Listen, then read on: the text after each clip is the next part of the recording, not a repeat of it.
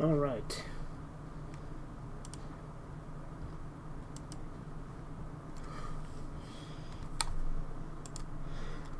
All right. I am live on YouTube now. It looks like Lisa. These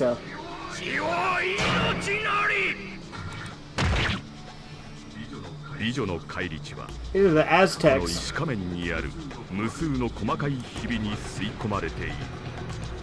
This wasn't adapted in the anime. It was in the movie, though. That movie that's like lost media.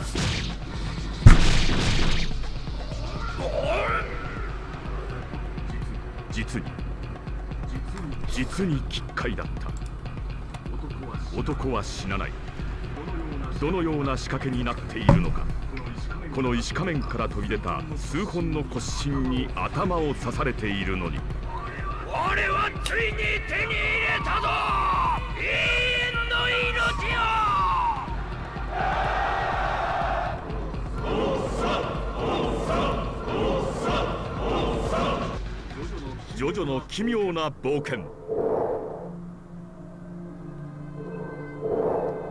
I thought I already started a new game. Okay.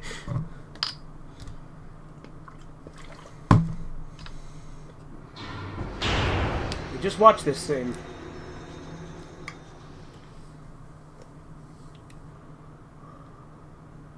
Chapter 1. Bunch of Japanese letters. There's Dario.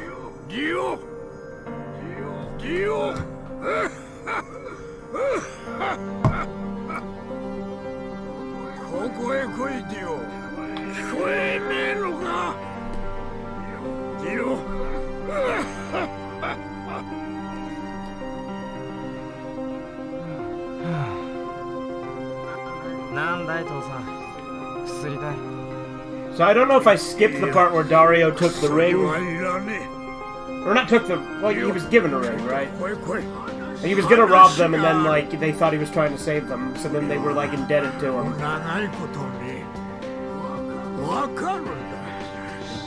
Part 1 of Jojo is the most underrated part. It's my favorite part. I don't understand the hate.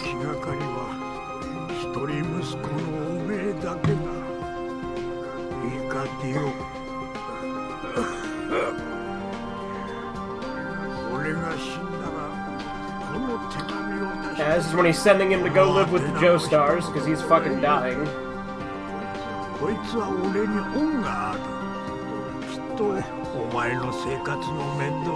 Obviously, unlike the Berserk game, I don't have anything. I don't have this one translated, so you know, we don't actually have any idea what they're saying, other than knowing the context of this scene.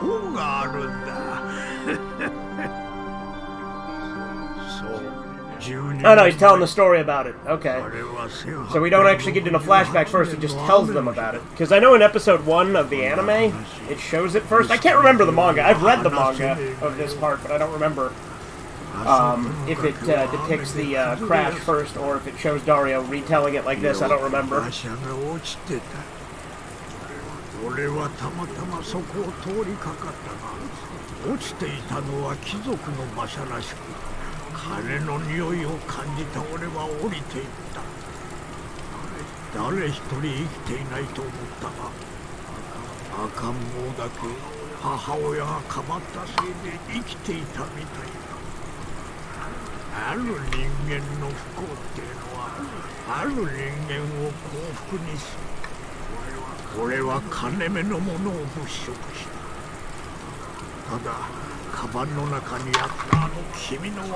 Why the fuck would Dario know anything about the mask? I guess he was trying to steal the mask, right?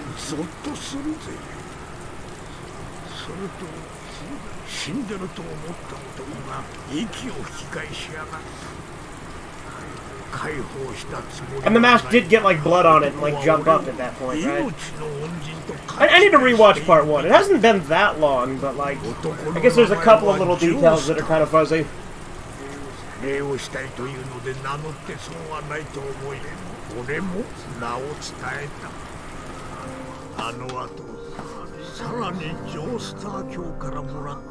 intro's pretty fucking long, though.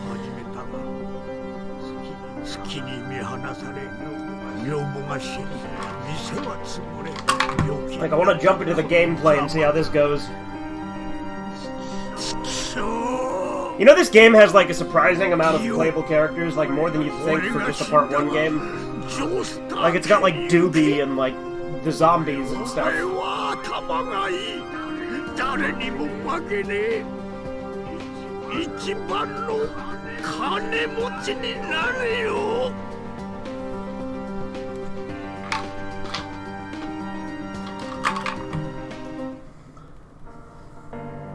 Alright, we'll see how Dio sounds now, because, like, we are spoiled when it comes to the David production anime. Because Dio's voice in that anime is fucking phenomenal, and anything else is always disappointing by comparison. Yeah, see, he's much more soft-spoken here. I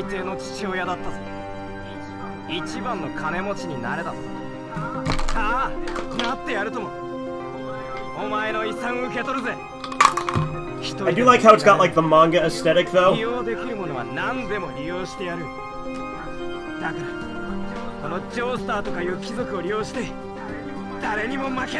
that better? I can hear you now. Okay, cool. For some reason, my headset was talking. Gotcha. Yeah, I'm playing the Jojo PS2 Part 1 game. Isn't that the one you imported in one of your updates? Yes, I have two that I imported, actually. There's this and then the Golden Wind one. Gotcha. Yeah, for some reason on the PS2, they had games of Part 1 and Part 5. In North America only? Or... No, only in Japan. Only in Japan. They were never released outside of Japan, the PS2 games weren't. That's odd. And then there was a PS1 game that got released worldwide, and that was a Part 3 game, which... Part 3 is, like, the most, like, popular one to get adapted, so that makes sense. Right.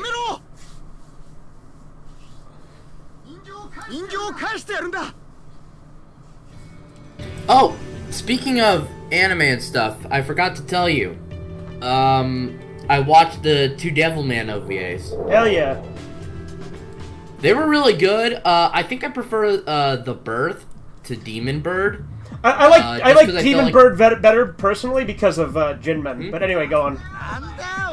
But because I just felt like with the second one, it felt like it's like one of those things where you have to kind of read the manga a little bit in order to understand Kaim. No. So you are overestimating it. Kaim is just as irrelevant in the manga as he is in the anime. Because I just thought like, because it seemed like that little Kaim had a crush on Siren, and that's like all we fucking know about him in the original manga. Oh, so it's just implied backstory. I thought I was missing something. Yeah, no, you're not. I think the reason I prefer the second episode, though, is Jinmen. I like Jinmen. I thought his whole deal with, having his parents on his back is kind of fucked. But, yeah, so that's actually something that's better in the OVA than the manga. Because in the manga, it's just some, like, random little girl that Akira, like, cared about that's on his back instead of his mom. Yeah, with the OVA, it being his mom, it's more personal. It's because the OVA is based on the novel, which is where that actually originates. Because the manga so the manga's based off a book. No. No, the book came after the manga. So there was a book that Go Nagai's brother wrote to adapt it. You know, there was like a list of combos, but I have no idea which ones do what, so I'm just mashing square at this point. Did you mod your PS2 to play Japanese imports, or can it just play Japanese? It's modded. I didn't mod it, but it is modded. Okay. Yeah, the Berserk PS2... But yeah, no... Go ahead. Huh? I was gonna... Sorry, I know I... Alright. You gonna say what you say, or you want me to say what I was gonna say? It doesn't matter to me. I'm gonna say what I gotta say. Okay. I'm sorry. Fuck up and I interrupt too many times, my bad. What I was gonna say is it definitely has me curious to read the manga, which I still have the list of parts that are filler to skip from you. Right. I'm gonna check that out. Yeah, like I said, the Shin Devilman chapters are pretty bad. Like, there's Late Spring in Vienna, there's Joan of Arc in Hell. Those are like and for some reason, Joan of Arc in Hell and Late Spring in Vienna are like switched in order on the on the in the classic collection release. So it's not like the actual chronological order of its like original manga, or? Well, again, those aren't even original. Those are fucking Shin Devil Man. But yeah.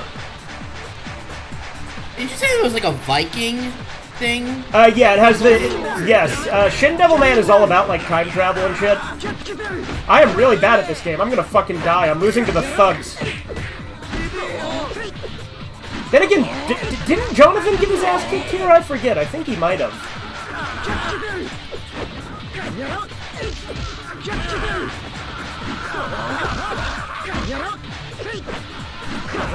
Maybe he didn't. I don't know. I need to watch part 1 again, apparently. I gotta get back to where I was. I for some reason, not because it was bad or anything, I liked it. It's just that I gotta get back. I only saw like, I think, 2 or 3 episodes. Jojo part 1 is my favorite part, and like it's the one that everybody else fucking hates on because they're lame. But like they hate on it just because it's like a traditional good versus evil story and think that that inherently makes it bad for some reason, and I'm like, no. It's not fair, there's a lot of them. Well, and like if it's not for part 1, none of the other parts fucking matter. Because the whole thing is like at least for the first 6 parts, because everything has to do with Dio.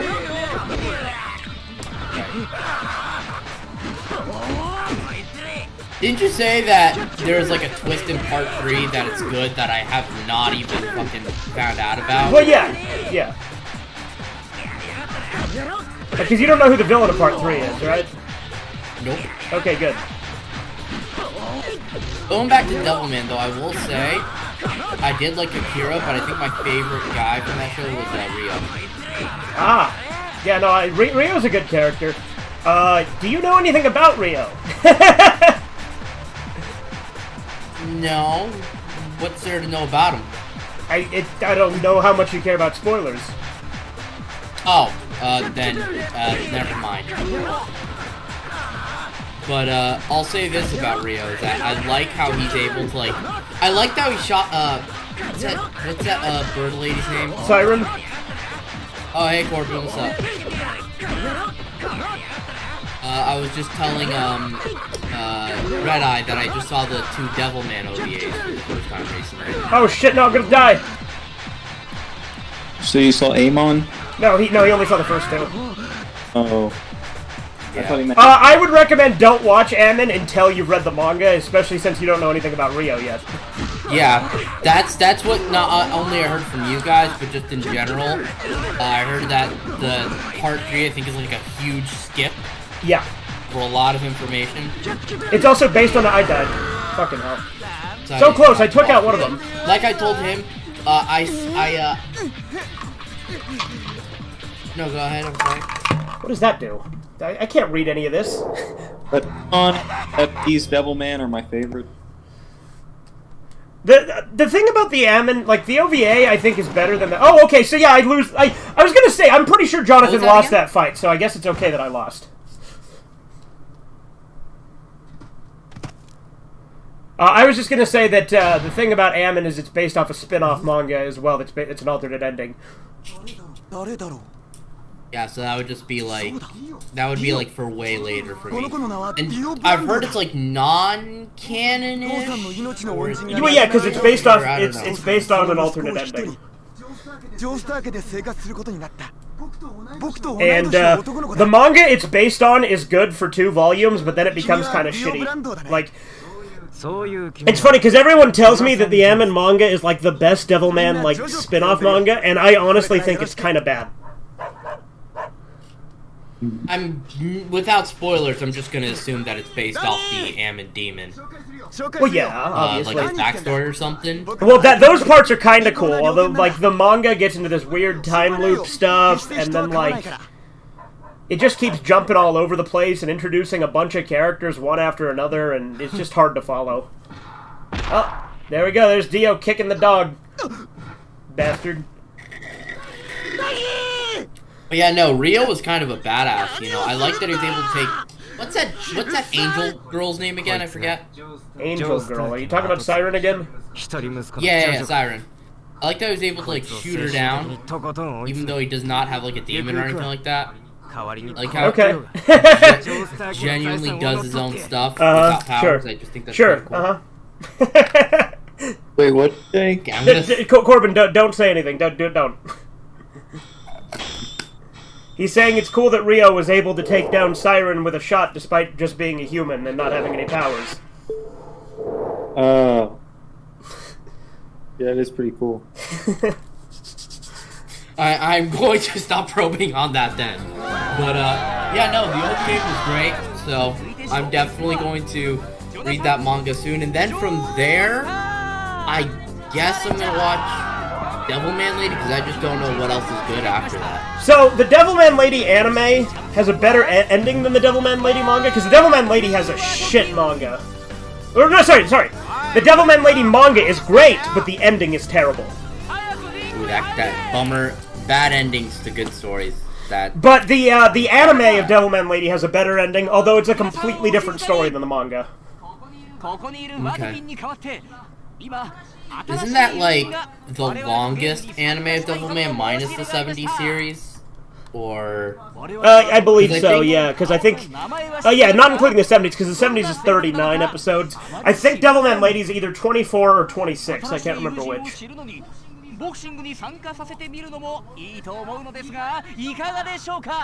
Actually, it could also be like 13, I honestly don't fucking remember. It's been a while since I've seen Devilman Lady.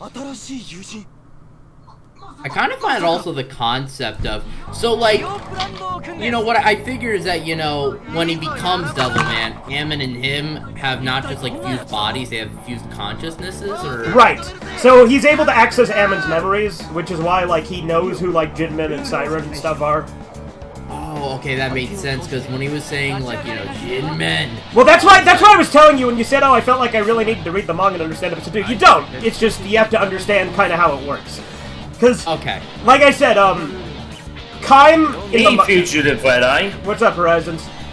Oh, good. I heard you guys were talking about William Defend or whatever you guys call him. We were not talking about Willem Defriend, but we can. So you guys were watching a film by him. I was also, Well, I mean, it wasn't by him, it was starring him, but, you know. Starring him, yeah. And if I told you Willem Defend is in one of the Tom Clancy films. That's cool. Yes? I do not know how to block, which I think is what got me fucked up last time. Okay, I'm pretty sure I can't remember who wins the boxing match. Was it Jonathan or Dio? You guys playing a boxing game? No.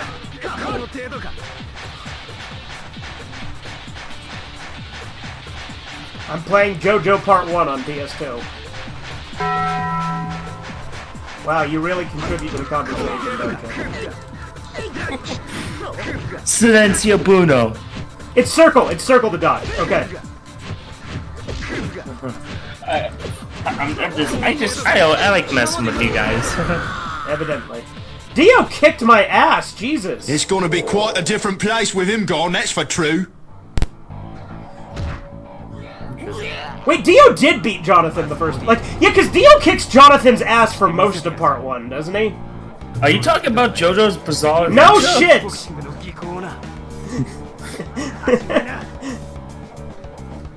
So, Corbin, he was telling me that he preferred the second one. Do you prefer the second one or the first one for the Devilman OVA? Because I prefer the first. Just, I think Corbin's probably going to be on board with me. Corbin has similar like of Jinmin that I do, so... Yeah, Jinmin's he's a my good favorite. villain. So wait, this game is basically JoJo's Adventure? Oh. Jinmin has a kind of better design. So wait, in the... is this a JoJo's Bizarre Adventure reference or some shit? Yes!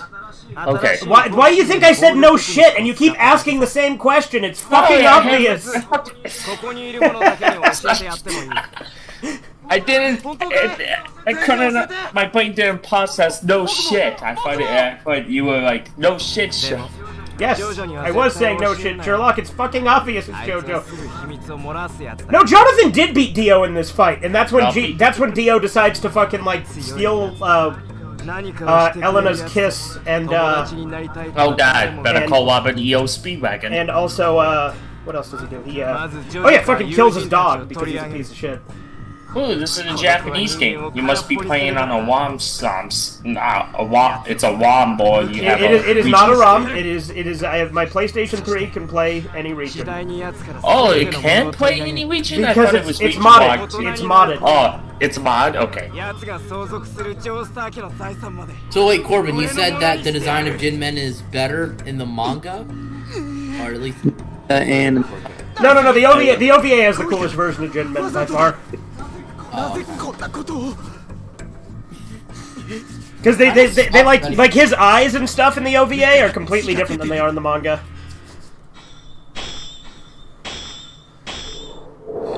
yeah, it's a pretty cool design. The Crybaby, it's retarded. Crybaby's Jin. Oh yeah, no, I fucking hate Crybaby or Jinmen and But Crybaby. that's another thing I wanted to ask, because I have heard so many split hair things on that, and I know where you two stand on it. But it's just that it's crazy because Dude, this does what the manga does, where it shows how much he fucking loves Danny. I hope they show him jumping out of the furnace like the manga does.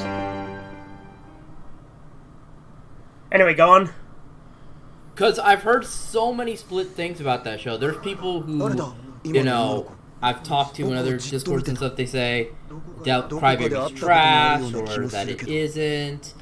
And it's just, I know that you liked it a lot originally, now it's like really, really bad. So I guess that one's gonna be like very last if I ever see it. So, Crybaby does a few things right, but overall it's shit.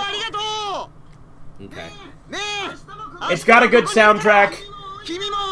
It does a particular character death really well. And that's about it. Oh, damn. Like I like that it's like the only anime that's adapted the entire original manga, but it doesn't adapt it well. Wait, it has? Isn't it like... Because I've been on Netflix before 15 or so episodes? It's 10 episodes. What were you saying, Corbin? The movie adapts the whole manga before Crybaby, but it's not good either, but it's better than Crybaby. Yeah, I don't hate the movie. I think the movie's alright. Like, it's not great, but it's fine. There's some changes in the movie I actually liked, but the Rio character is kind of stupid. Yeah. What movie? It's a live-action movie from 2004. Yeah, a live-action movie? This is better than the latest anime offering. That's kind of sad. Hold on, here it comes! Does he say the thing?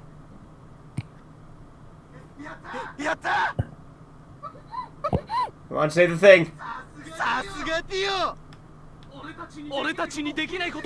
Dude, this is like the basic bitch Joe joke everyone makes when they first get into Jojo. もうジョジョとキスはしたのかい？まだだよな。初めての相手はジョジョではない。There it is! このディオだ! 手段は問題ではない。 That's when he kisses Jonathan's girlfriend, and then he's like, you were expecting Jojo to be your first kiss, but it was I, Dio.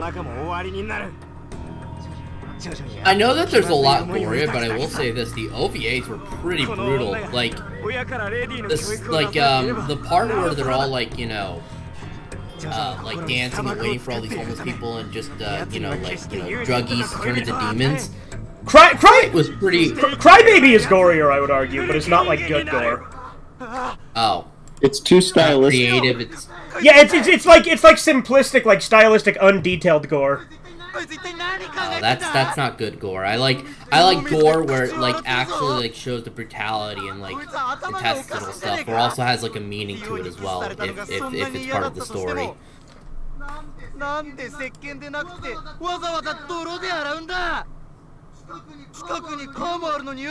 I like how I've lost both fights that I've fought in this game so far, but it still lets me continue.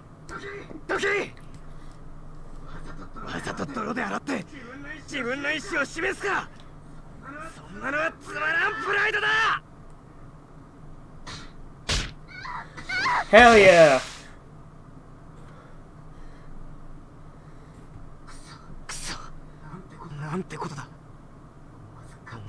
Again, we are spoiled by Dio's voice in the fucking 2012 and up series, so, like, anything else is just disappointing by comparison.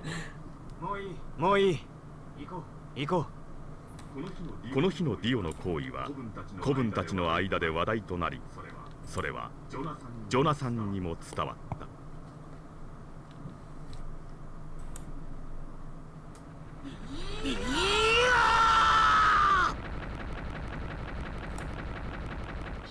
人の名をずいぶん気安く呼んでくれるじゃないか。それに思いっきり握りしめている拳、一体それでどうする気だ。決して許さない。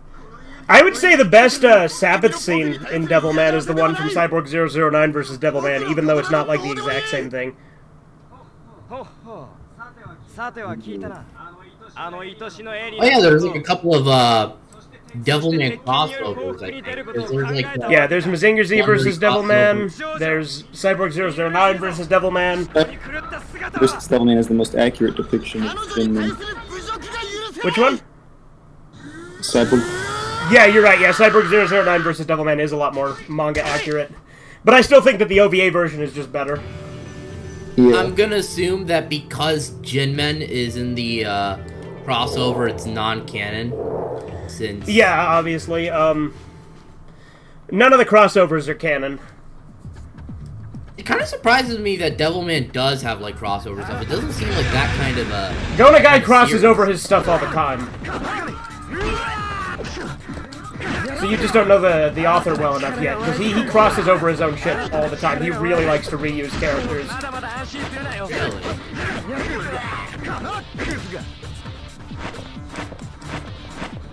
I am very bad at this game. For once, I'd just like to win a goddamn fight! Dude, I'm looking at the screen, and the graphics for this PS2 game are actually pretty good. Like, the character models are actually pretty well detailed. This must have been like a later title or something.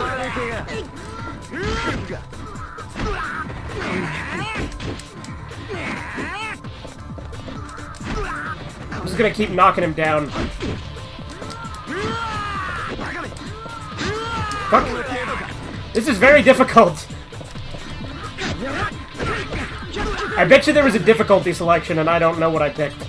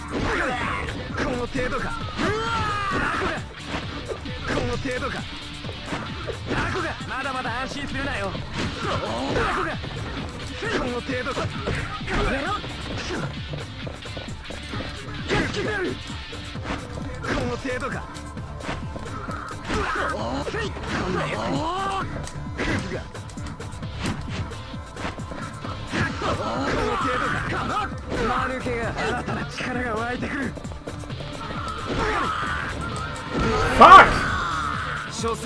Game Uburu. Okay, cool, so that's good then. It lets me lose the fights that Jonathan actually lost, but it doesn't let me lose the ones that he won.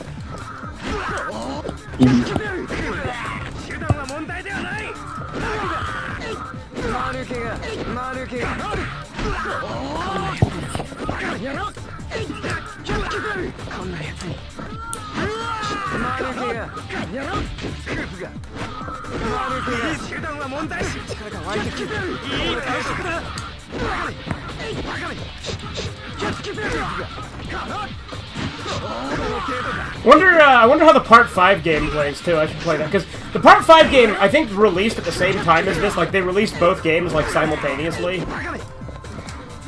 Which, again, that's why I think it's weird that they chose to pair 1 with... I guess it makes sense they'd pair 1 with 5, now that I think about it. It would make more sense to pair 1 with 3, but I can understand pairing 1 with 5 now that I think about it.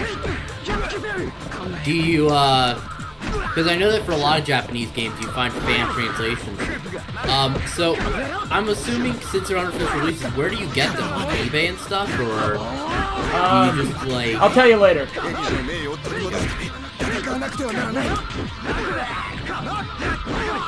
I don't like to give that stuff away just in case, you know? No, I get it. I get it.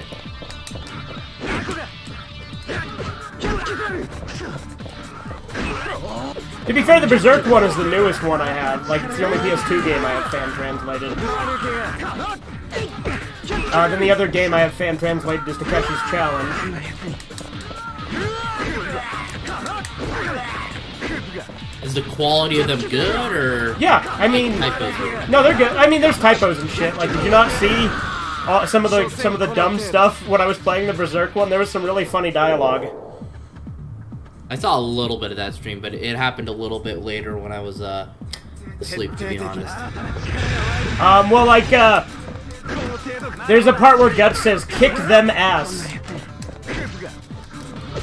That sounds appropriate, actually. Kick them ass. I always kick them ass.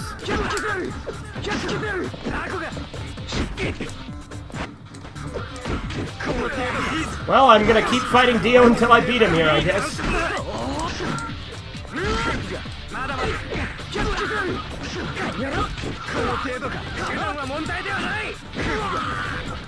The problem is he dodges a lot more than I can because I'm very bad at it. And he also like his punches hit me a lot more because he keeps dodging my fucking punches.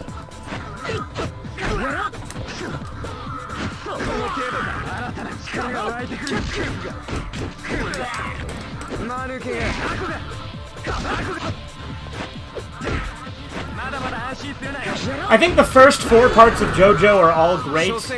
Part 5 is like okay, and then part 6 is terrible. And then I need to read 7. And 7 hasn't been adapted, I'm assuming? No. And I have not seen the anime of part 6. I've only read the manga because I fucking hated it, so I never watched the anime adaptation. Isn't that the one with like a... I know this. I know it has a female... Yeah, the JoJo's... Like, that's not the only reason it sucks, though. They disrespect the hell out of my favorite character. How recent did it come out? The manga came out in, like, the 90s. But the new anime adaptation came out, like, I don't know, like 2 years ago. Like I said, I didn't bother watching the anime version. Because that's the thing people don't realize. JoJo, like, the manga came out, like, a long time ago, and then the anime just took forever to get made. Like, they made, like, the current anime started in 2012, and then there's, like, big-ass gaps between the parts. I mean, it also apparently took that long to adapt. You said that the 6th part was in the 90s? Or did you mean that overall at the end? So, that was just part 6. The manga started in 89. Oh, wow. Actually, no, part 6 was in the 2000s. I remember now. Part 5 was 99. Or no, part 5 was 2000. Part 6 was a little bit after 2000, now that I think about it.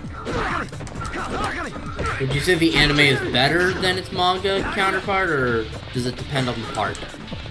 It probably depends on the part. I would say that, like I said, part 1 is overall my favorite part, which is a really hot take. A lot of people fucking hate part 1, they think it's boring, but I fucking... Just for the anime, or also the manga? The manga too. I mean, the manga version of part 1 has some stuff that didn't get adapted, since part 1 in the anime is only 9 episodes.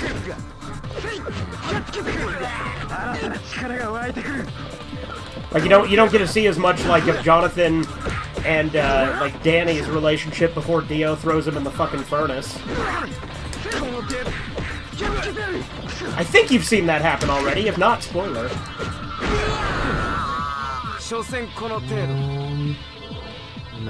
I saw the part with that, I think the last episode I left off was where, I think Dio had this, like, mask. Okay, then, yeah, you've seen him throw Danny in the furnace. Danny's Jonathan's dog. Yeah.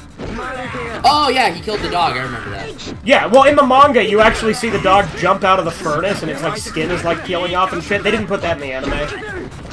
Damn, they put that in the book? Yeah, well, yeah.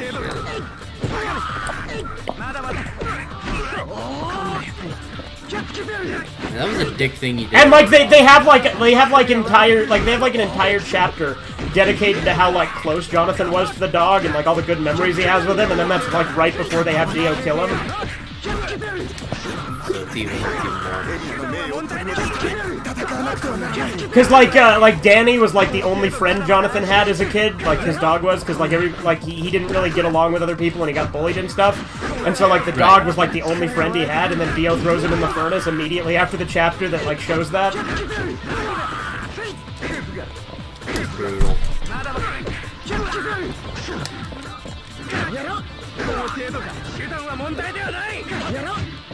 Also, the Aztec human sacrifice.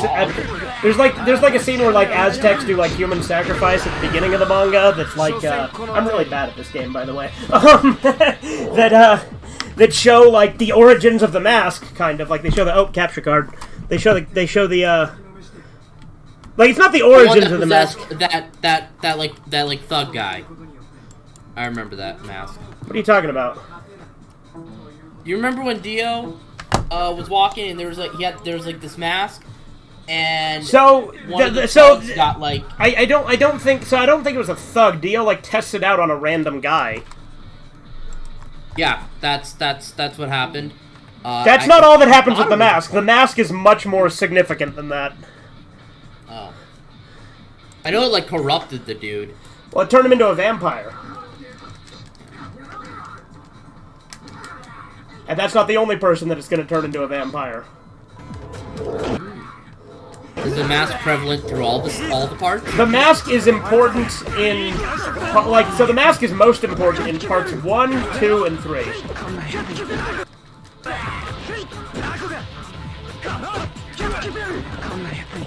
Again, I don't want to spoil anything because I don't want you to know anything about part 3 since you literally have no idea who the main villain is. Because that's actually a huge thing.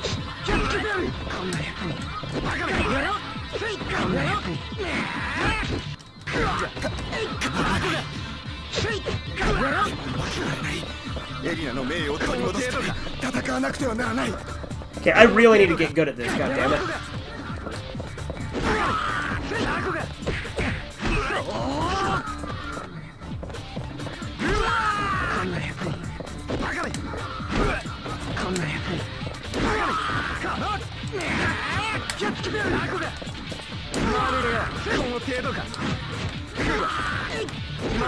It still amazes me how many games the PS2 have that are still exclusive only to the PS2. Like, it's insane. Yeah. Well, but yeah, the Berserk PS2 game I have is the only PS2 game I have that's fan translated. There are some PS2 games that have more English in them than others, like Pepsi Man is PS1, but like it's entirely in English. I noticed that sometimes it's like an English or a Malaysian or a Chinese release of like a PlayStation well, game. It's not that will though. Have, because Pepsi Man is a Japan exclusive. Okay. But despite that, So the entire game's in anywhere English. else like this. Correct. It was never released anywhere else like that. Same thing with fuck this, goddamn. Same thing with what's it called? There's this game called Metal Wolf Chaos on the original Xbox that's a Japanese exclusive, but the entire thing's in English. Oh yeah, that came over here actually. It got re-released on the PS4 and Steam. I want to play that one. You sure about that? Because I've never heard of that getting re-released. No, yeah, it got called Metal Wolf Chaos XD. I know the game, it was originally exclusive to the Xbox in Japan, and it got a re-release here. It looks sick because it's like presidents and mechs fighting each other. Yeah, well, like you play as the president and then the villain is the vice president. Yeah, no, I'm looking at the Steam store. It is on here. Okay, that's cool. I have the Xbox version. And how much did you pay for that? I'll tell you later. Spoiler alert. Oh.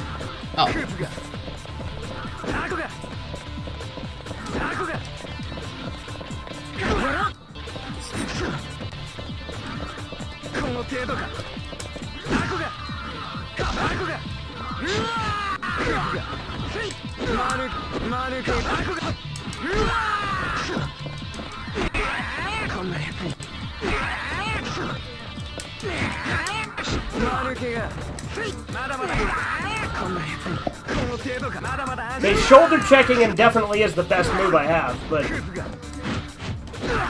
hopefully I get Hammond soon. I mean, obviously not yet. He's not going to be until after fucking Ogre Street and The Mask and stuff. But hopefully once I get Hammond, it's easier.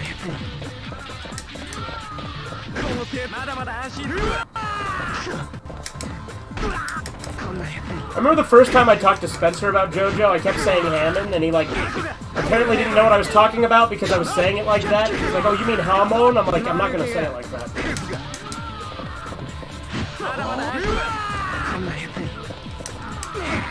Why is that how they say the name in Japan? Yeah, I mean, it's Hamon, which is, it's Japanese for ripple, but Hammond is like English pronunciation of that Japanese word, basically, so.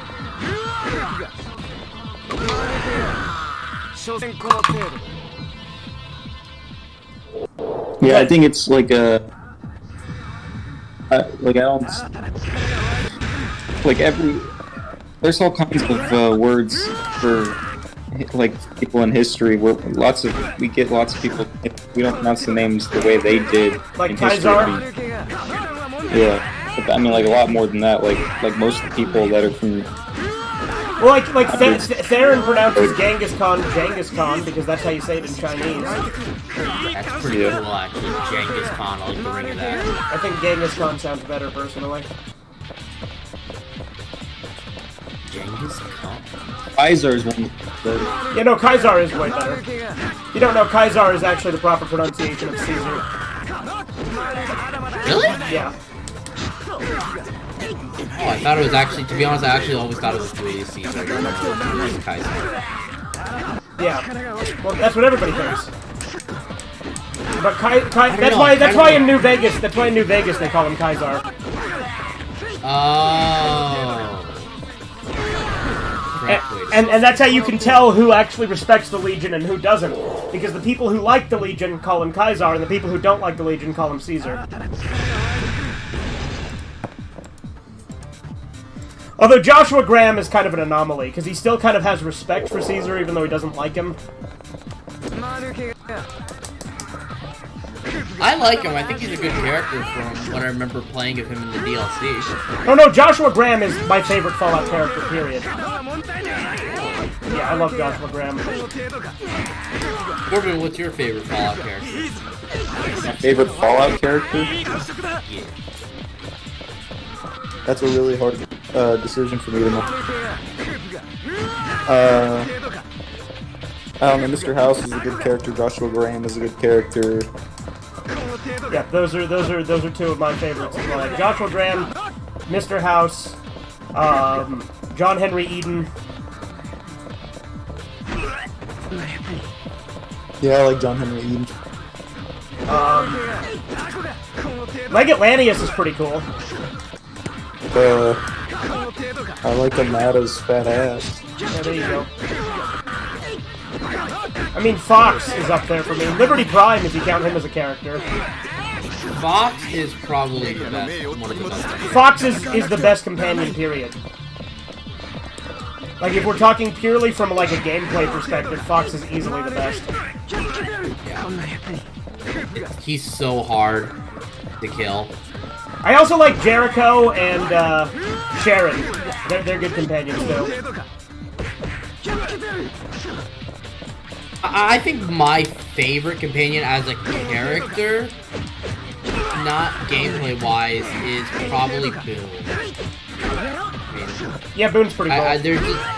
I just like him. He's easily the best thing to come out of the NCR, I think. Oh, yeah. Without question, because the NCR is such a dick. Yeah, pretty bad. Who's your favorite faction? Like not choice-wise. Not like Yes Man wise. Because Yes Man would be mine, but if we're going outside of that...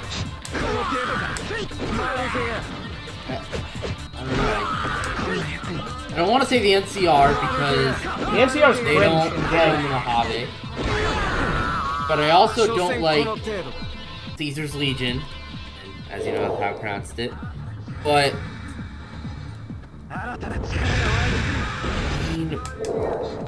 Kaiser's Legion and Mr. House are the only acceptable options for me.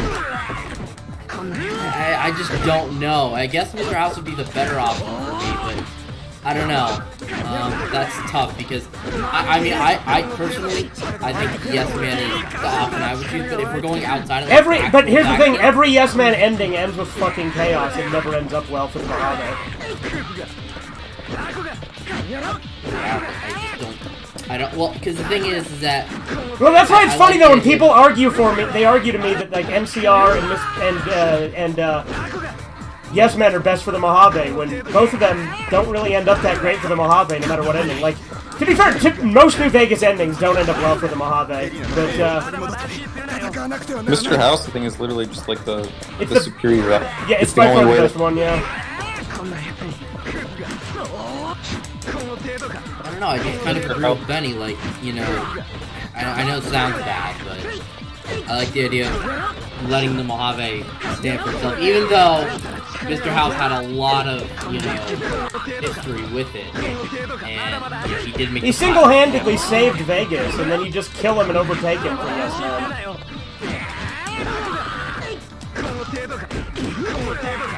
I will say this, his shriveled up body is very, very kind of funny to just leave out. I'm getting really sick of losing here. This is ridiculous. Steven, have you seen my art? In the other Discord? In the other Discord. Yeah. The Discord? Yeah, in the Den of Degenerates. Degenerates. Oh, there we go. Oh! Just, oh! How lovely. How absolutely lovely. The better art is older. That's just stuff I uploaded now. But behind all that text that's from Sugar Booger, wouldn't shut the hell up. Wait, Sugar Booger got added into this Discord? I have not kept in touch with this Discord. Oh.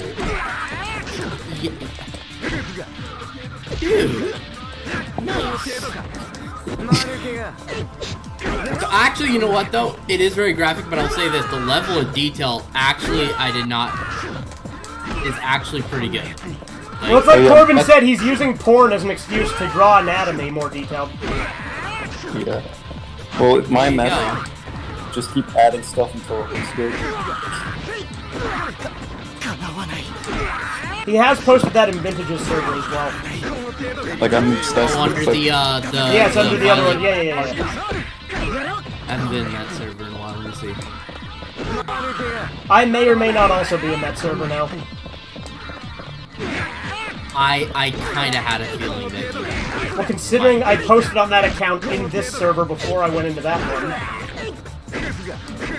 Oh, wait, I thought that was Ree. I was making fun of Ree. Didn't you notice I said, me and Red Eye aren't the same person, jackass. We're not the same person. Because I was making fun of that shit he was doing. But you said you and who weren't? Me and Red Eye. Oh. I said that on the other account, the one that I used, that I'm in Vintage's server with. Did you already get accused? No! Corbin, you need to learn to listen. I said that in my server as the first fucking thing I said as that account, because I was making fun of Ree, because he joined my fucking chat, and as like the ball sniff account, and was like, me and Ree aren't the same person, and I blocked that account. And so then I made an account and said, me and Red Eye aren't the same person. We're not the same person, you faggot, you jackass. We're not the same person. And I'm like, see, aren't I funny? That's a real RDRR moment.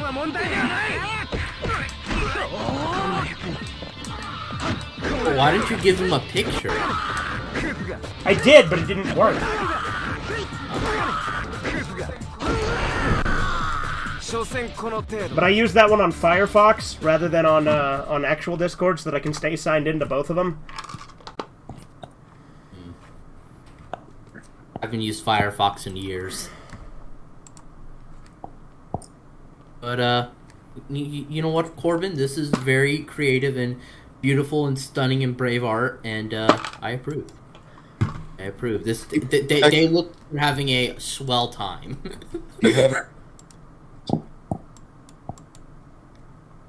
I'm sorry. What'd you say? Do you have any criticisms?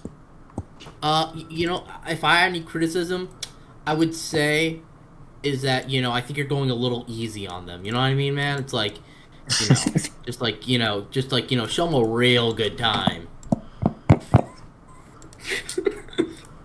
Dude, this is worse than guinea pig. There you go. There you go. Now he actually has a profile picture. Now it went through. Let's see what you put up. Let's see. No. Oh, there we go. Why that one? Because if people know what it is, it's funny.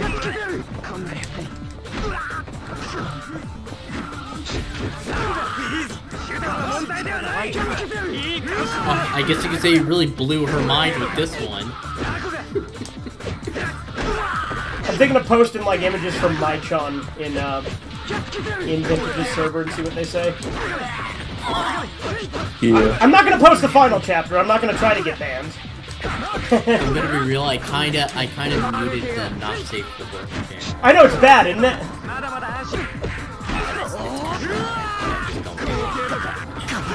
Well, when he started posting femboys, I just started posting like really, like just disgusting, grotesque stuff in there. Just because, and then I'd say this is. Oh Jesus! It's not good. I'm out. I'm not going back to that.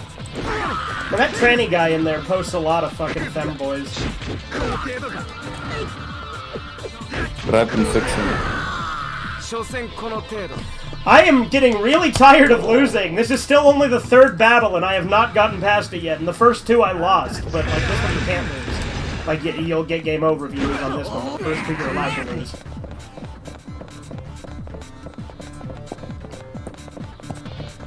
Basically, I just run in circles and then charge at him. That's been the only way I can get significant damage done to him.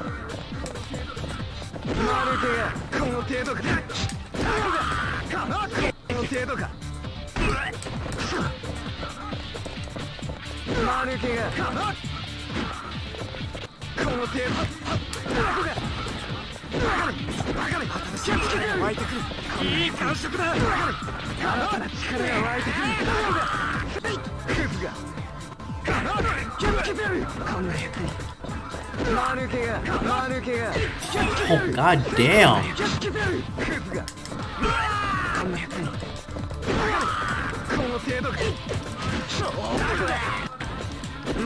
You'd make a really good horror movie, Corbin. Let's put it that way. I will say this though, like, not gonna lie, it's gruesome, but it is very creative. So I do think that's kind of interesting. So. Yeah. I can't draw from crap.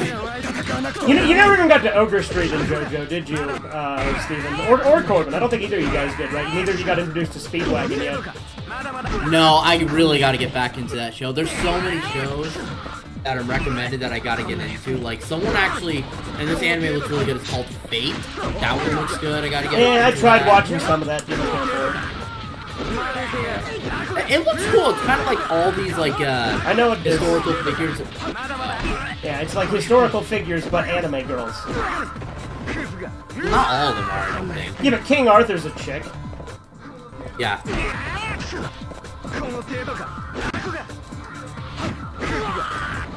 To be fair, like, I watched, like, I don't know, 2 or 3 episodes, and I think it was Fate Zero that I was watching, which is, like, a prequel one. They told me that night is, like, the beginning of it all, I think. I don't care, there's too many of them.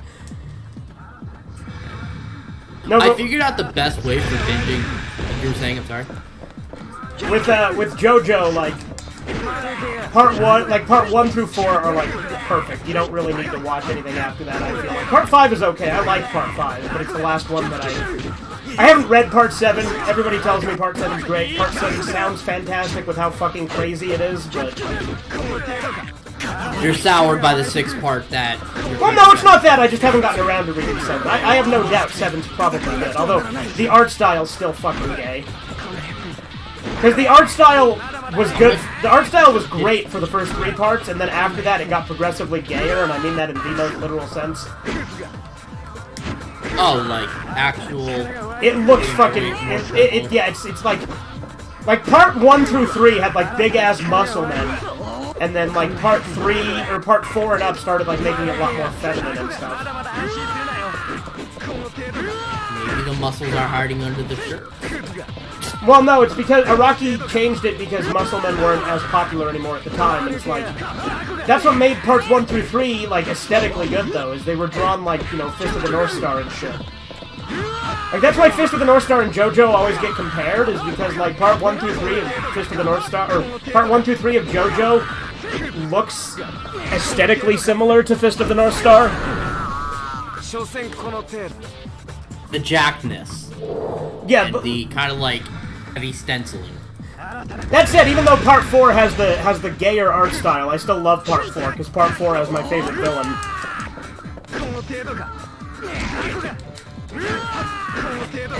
Because part 4's villain is a serial killer who cuts off women's hands and then goes on dates with them. I just... Because he's attracted to hands, he has a hand fetish. And he's a fucking weirdo. Like, he's fucking great, I love him. And, like, he's obsessed with, like, living a mediocre life where he doesn't stand out too much. Basically, his whole, like, role in life is to be, like, normal. And so, like, he strives to be, like, number 2. Like, he doesn't want to draw enough attention to himself. He wants to be good, but not good enough that it draws attention to him. But doesn't killing people draw attention to himself? No, because he blows them up with his stand and he can't, like, he leaves nothing left. Oh. Because Killer Queen is one of the most ridiculously overpowered stands. Yes. Killer Queen is one of the most ridiculously overpowered stands, too. It can blow up literally anything. Oh yeah, I forgot. It's also based off music, so I'm assuming that's a, Queen reference. No, you think?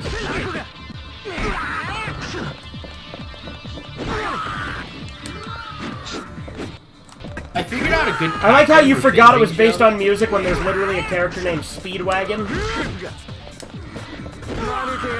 Okay, this is also... I'm also not that musically knowledgeable. That, I don't think... There's a band called REO Speedwagon, and there's a character in JoJo named Robert E.O. Speedwagon. Oh, okay. Dio is also a band. You know, Ronnie James Okay, Dio? Yeah. I do know Dio. That I do.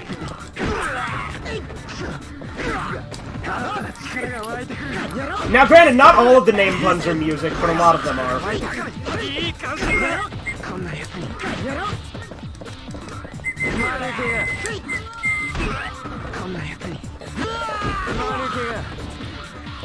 Come the fuck on! That fucking kick he keeps doing. Dio keeps kicking me in the chin and it fucks me up. I'm very bad at this game. This is ridiculous.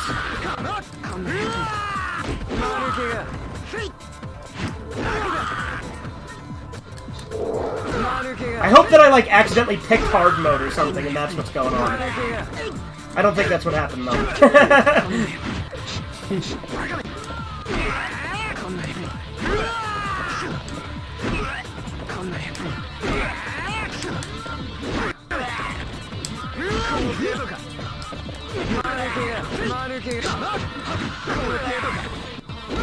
I'll kill him eventually. Well, I can't kill him in this scene, obviously, but I'll beat him eventually.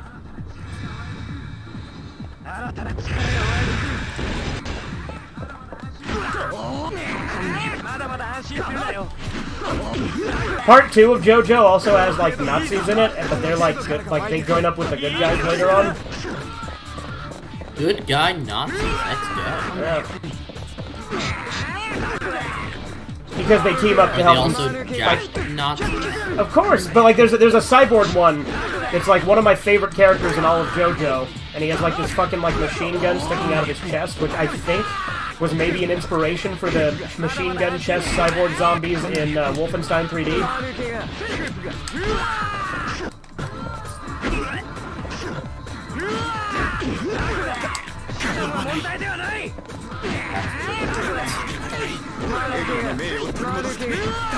I hate that parts 1 and 2 are the only ones where Hammond is relevant, though. Like, Hammond just stops really being a thing with part 3. Like, it's used once in all of part 3. Is it streaming on, like, I think it's on Netflix that I saw. Let me see if it's still there. I think it's on Netflix. Because I think part 6 was a Netflix exclusive in the US. So it hasn't come out on Blu-ray then, I'm assuming. I don't know. Again, I haven't kept up with part 6 because I don't care because I hated the manga. Mainly because of the ending. But also, I just didn't like the way they treated Jotaro and all of it. Because Jotaro is my favorite character in the whole series. He's fucking great. There's only 5 parts here. Oh, because I remember Phantom Blood and I think the second one are like... Phantom Blood and Battle Tendency are put together as a season. Because Phantom Blood is only 9 episodes and Battle Tendency is only 17. Finally, this is fucking working. I was waiting for this tactic to work. Ah, okay, now he's kicking me again. See, if I get lucky with this fucking cheese tactic, sometimes it works.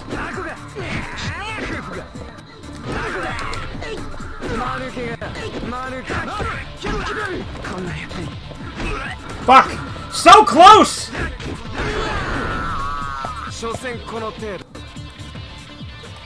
I think I've been on this fight for at least a half hour.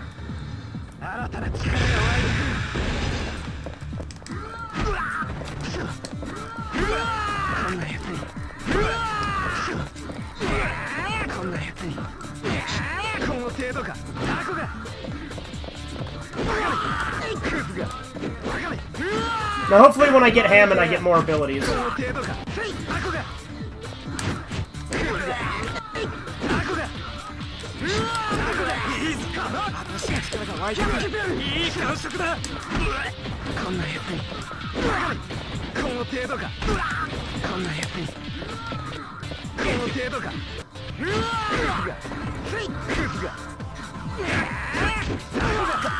I wonder how the PS2 game of Golden Wind depicts the 7-page Buddha.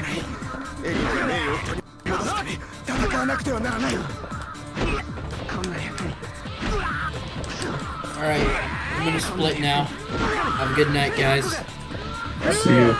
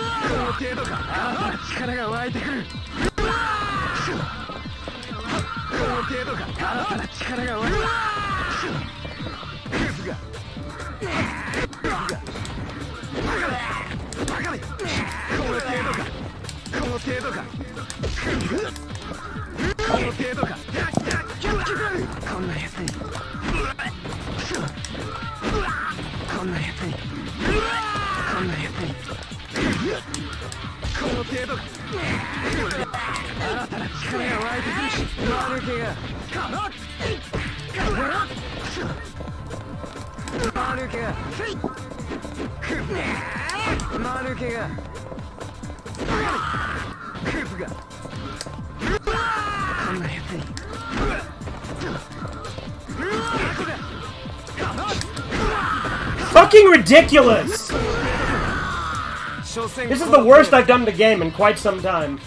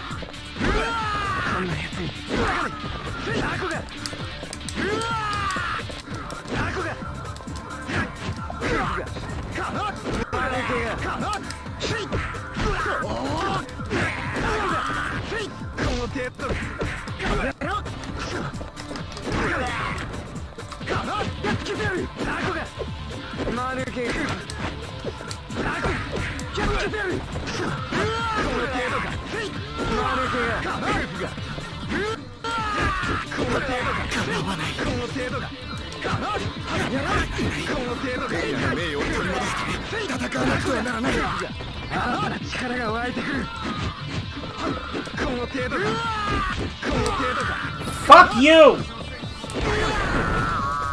所詮この程度 Thought you were going to win, but I was IDO. Very good, very good.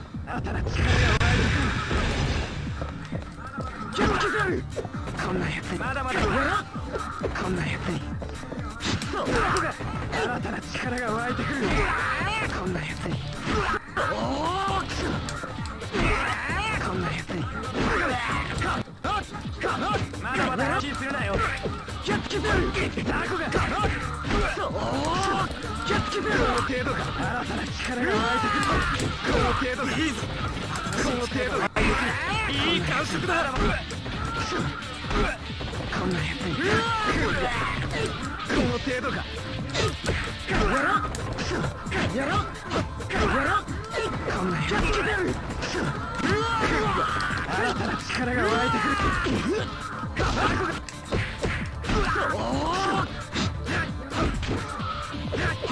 やろ新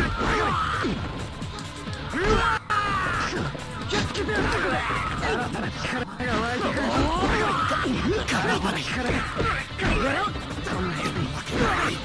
エリアの名誉を取り戻すため戦わなくてはならない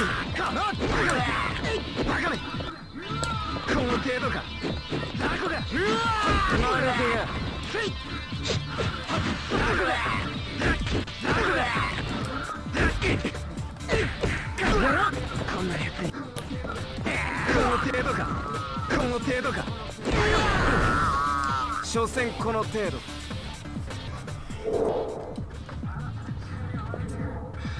新たな力が湧いてくる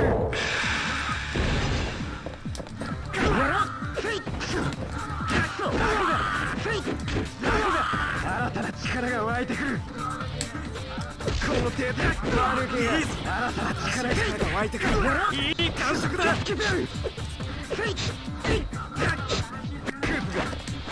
まだまだ安心するなよこの程度かキャッチベルバカめこんなやつにこの程度かやろマルケがエリアの名誉を取り戻すため戦わなくてはならないこの程度かキャッチベル See, he dodges a ridiculous amount.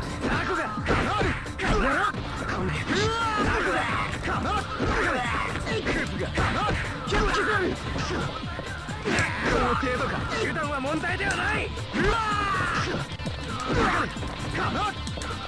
マルケがこんなやつにまだまだ安心するなよこの程度かこんなやつに手段は問題ではないこんなやつにこの程度かキャッチベル手段は問題ではない This is ridiculous. 所詮この It's 程 a 度 bad game.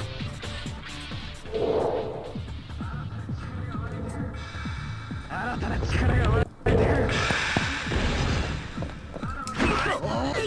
Either that or I'm just bad at the game. One of the two. One of these statements is true. この程度か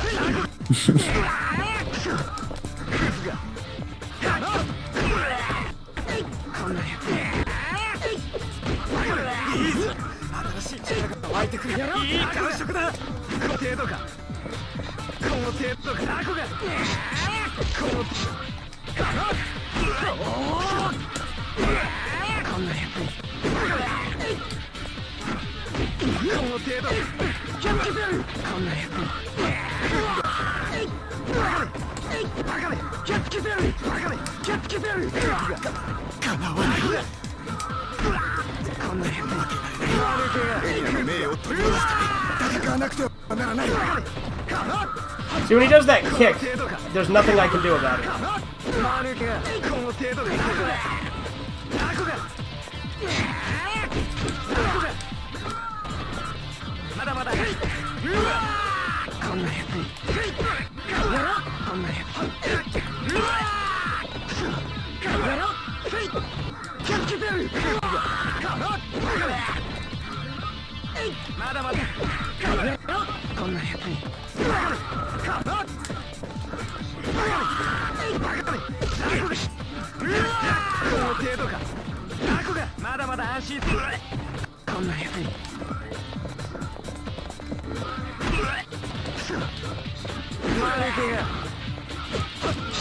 See, how the fuck does he dodge so effectively and then immediately punch?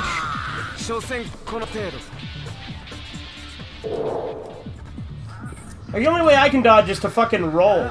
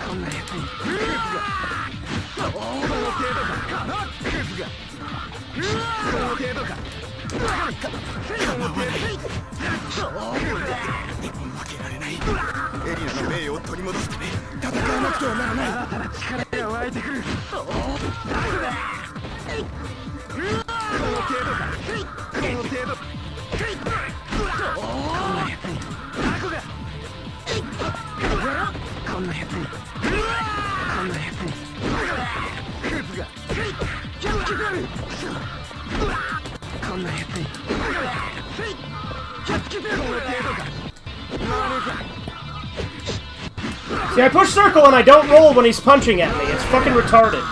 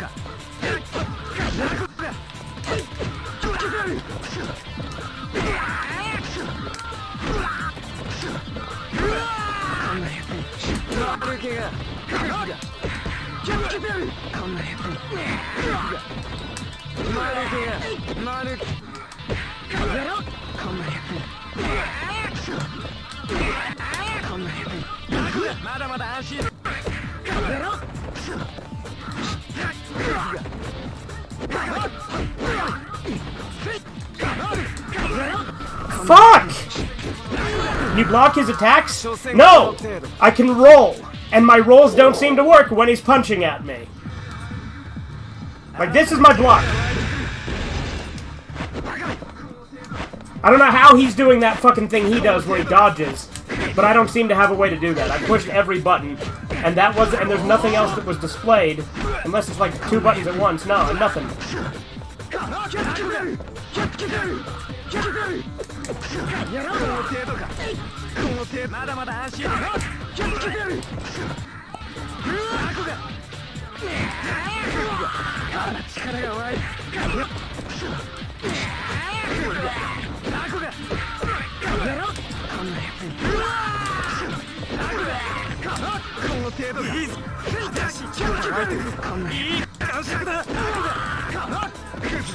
You know what Sugar just said about my art? What's that?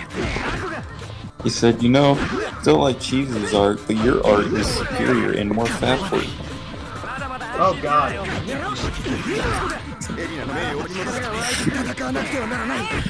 I don't even do that to my. That's a terrible. Well, why would you? It's fucking grotesque.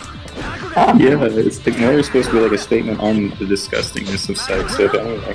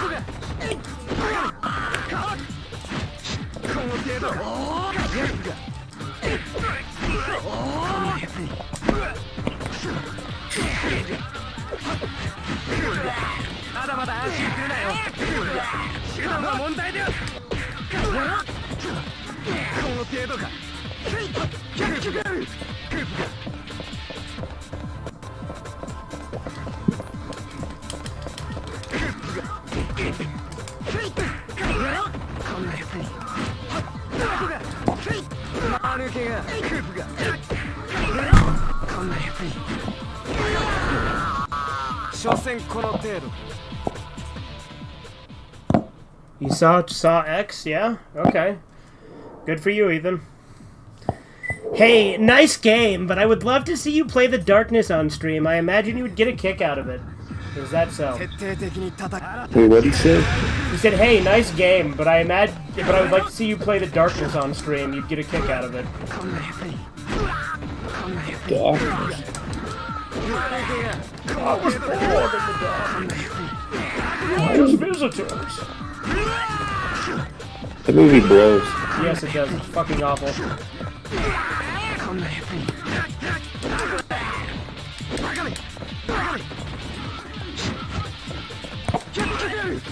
Dude, there was a meme of Antichrist where it had Willem Dafoe, right? Mm-hmm. And it had, you know that scene where the guy's like, "You're a big guy," and it had Willem Dafoe's face on Bane. He's like, "For you," like, because it kept referring to how like big Willem Dafoe's cock was in the movie. Yeah.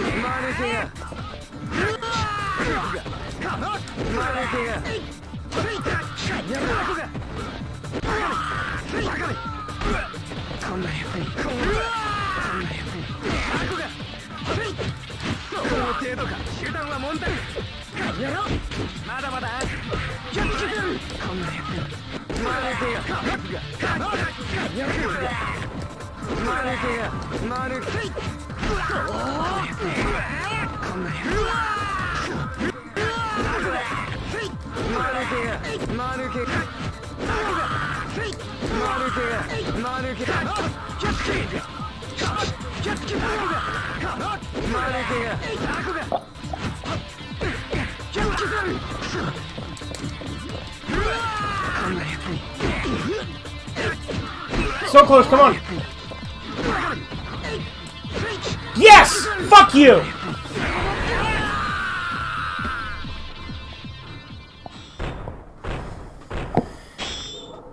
You hate Amanda in Saw 3? Okay.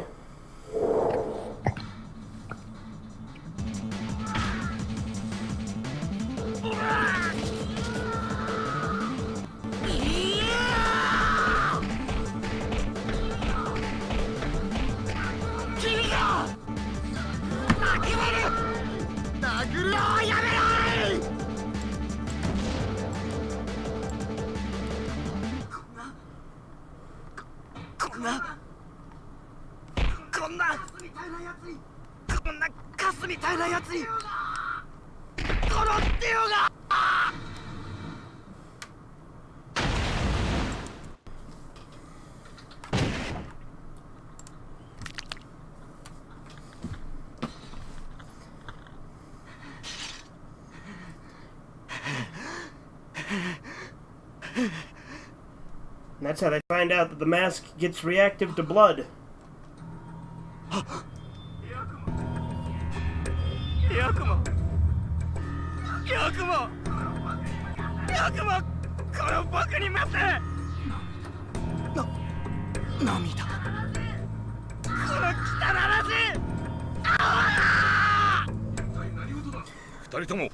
He is such a manipulative little bastard. 男子たる者喧嘩の一つもするだろう。しかしジョジョ、今のは抵抗もできなくなった理由。一方的に Honestly, this is like one of the dumbest things about George Joestar. It's like, Jonathan, now you must get along with your brother now. I don't care what he did. You know, he may have stole your girlfriend's kiss, started to fight with you. You need to get along with him. 後で二人とも罰を与える。 He's a guest in our house. Like, honestly, George Joestar deserves what he gets. 7年の歳月が経過する。ジョジョは一人ぼっちのままどのように成長していくのだろう。石仮面は静かに時を待つ。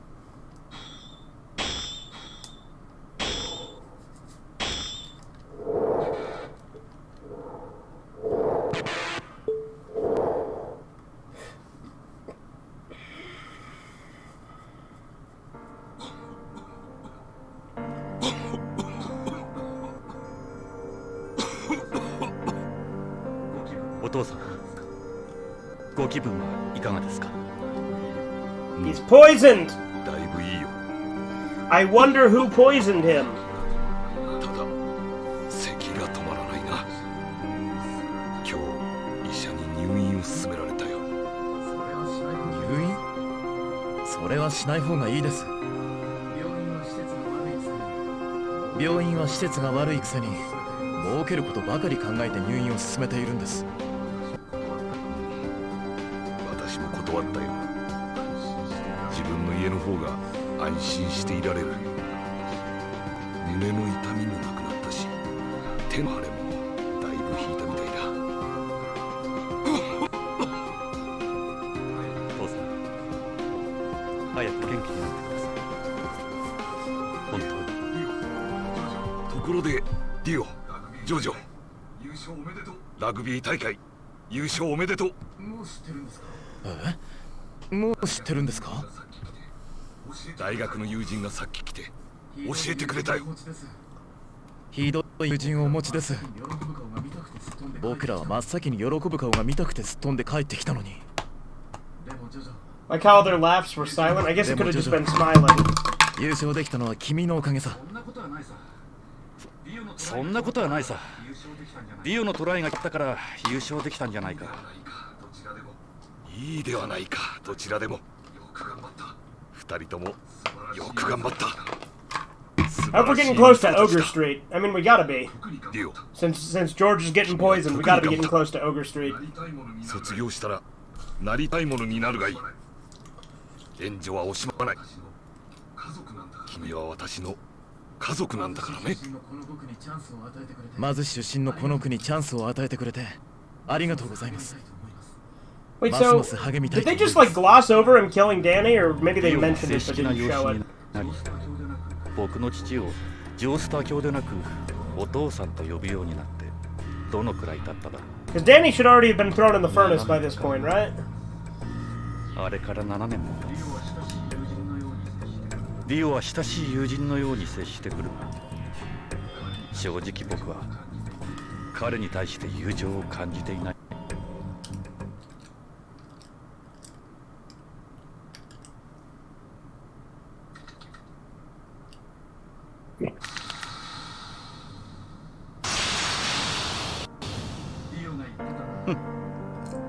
ディオが言ってたな。ここが金に行くのかいって。彼らしい言葉だ。しかも的を Wonder how much they're gonna gloss over in this game, because like I said, they didn't even show the dog die. 感じてきた。この仮面の血だけに反応し、精巧な仕掛けで作動する僕だけが知る秘密。この仮面を作った者は一体何を考え、何を目的として制作したのだろう。そして何より Like I said though, no Jojo part is anywhere near as personal as part 1, since Dio's like entire existence is just destroying Jonathan's life. しまった。高価なものでなくてよかった。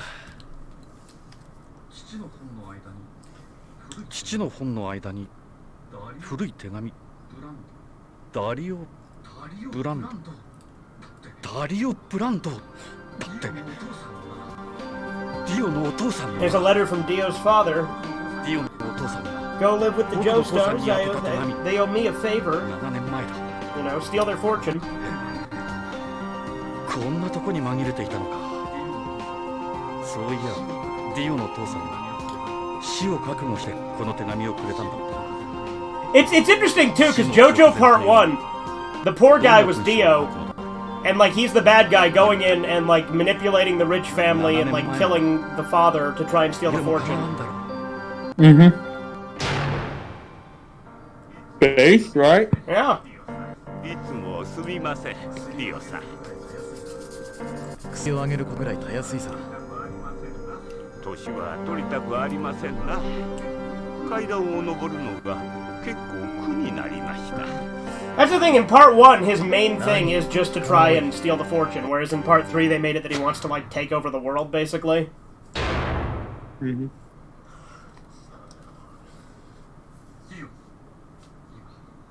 ディオ、今、その薬、どうした？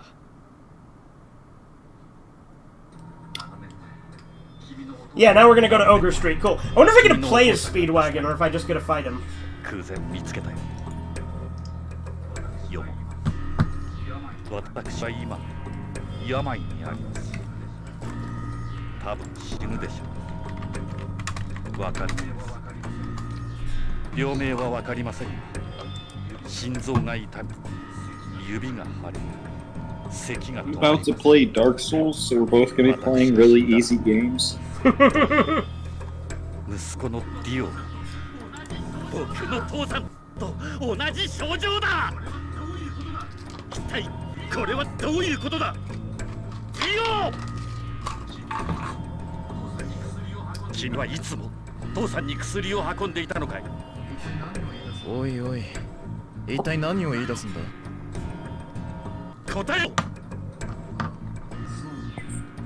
ああ、そうだ。それに僕の実の父と病同じだったかもしれない。君は一体何が言いたい？その薬、調べさせてもらう。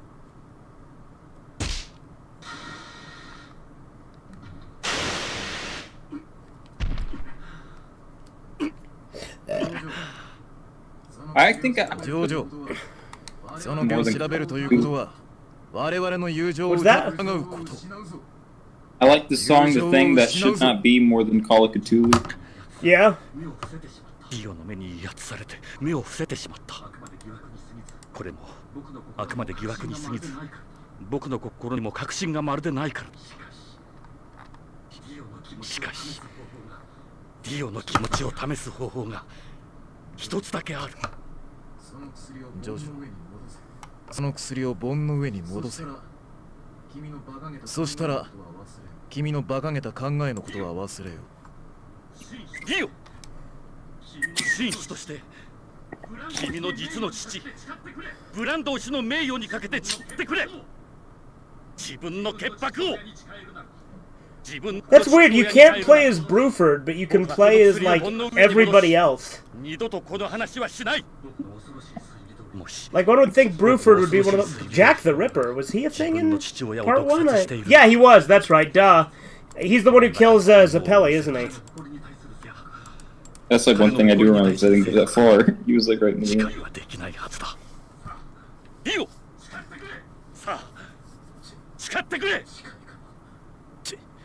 近いか。 Man, I need to get my Spider-Man collection. Good looking. 俺の前であいつの話 Well, I don't think killing Jonathan's dog was the first evil thing he did. I mean, he also kicked Jonathan's dog, stole his girlfriend's first kiss, beat him up, turned all his friends against him, then killed his dog. Yeah. Been a good budding friend of pal since the beginning, that's right. Okay, yeah, so we gotta fight Dio because we're confronting him about the poison, and then we go to Ogre Street. I wish I could have a friend. Yeah. 俺の父親はゴミのような男だった母に苦労をかけそのために母は死んだ俺に飼うと思っちゃう体に流れる気が狂いそうになるあいつは死に値する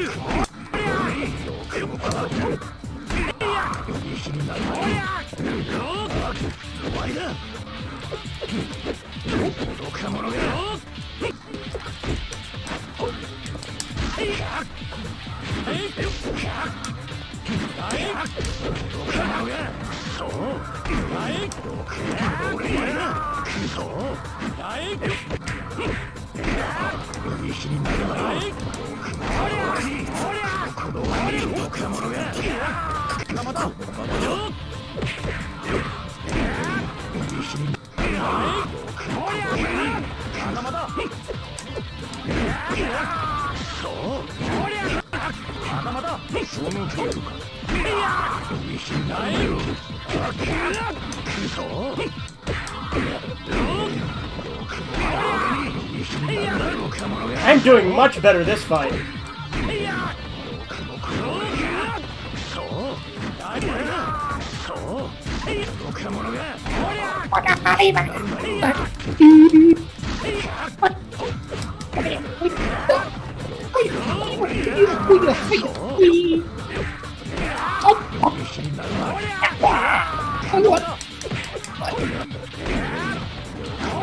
First try, hell yeah.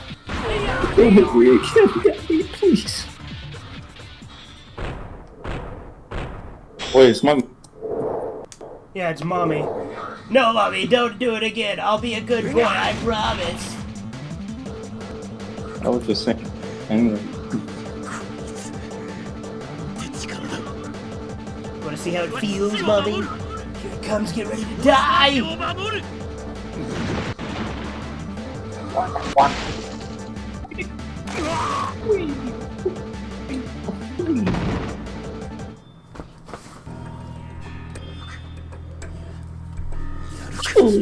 start. You won't start to tell me. You won't do to tell me. There's a character in this Spider-Man comic that literally looks just like Rorschach. Yeah? Is it one of the Ditko comics, or? Yeah, he's wearing like a detective outfit, and he has a little gun, and he has like a white mask, a bunch of black spots on it. Nice. I think that's great.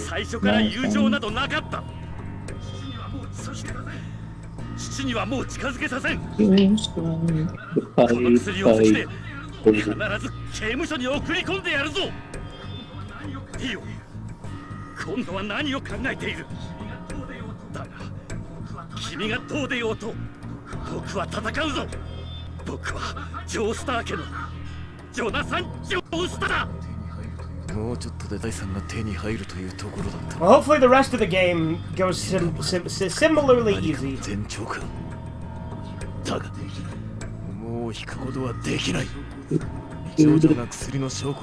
Like I like how the third fight took me fucking forever, but this one I beat on my first try.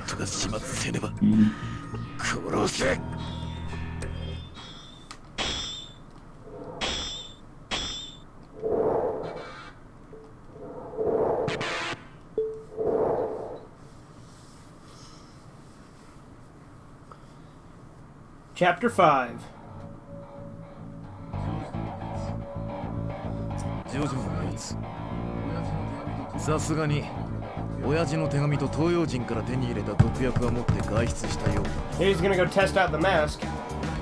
だが俺のやつの部屋を調べる目的は他にある。 I don't know why Steven thought it was a thug he tested the mask on, though, because he uses the mask against, like, a homeless guy, I'm pretty sure.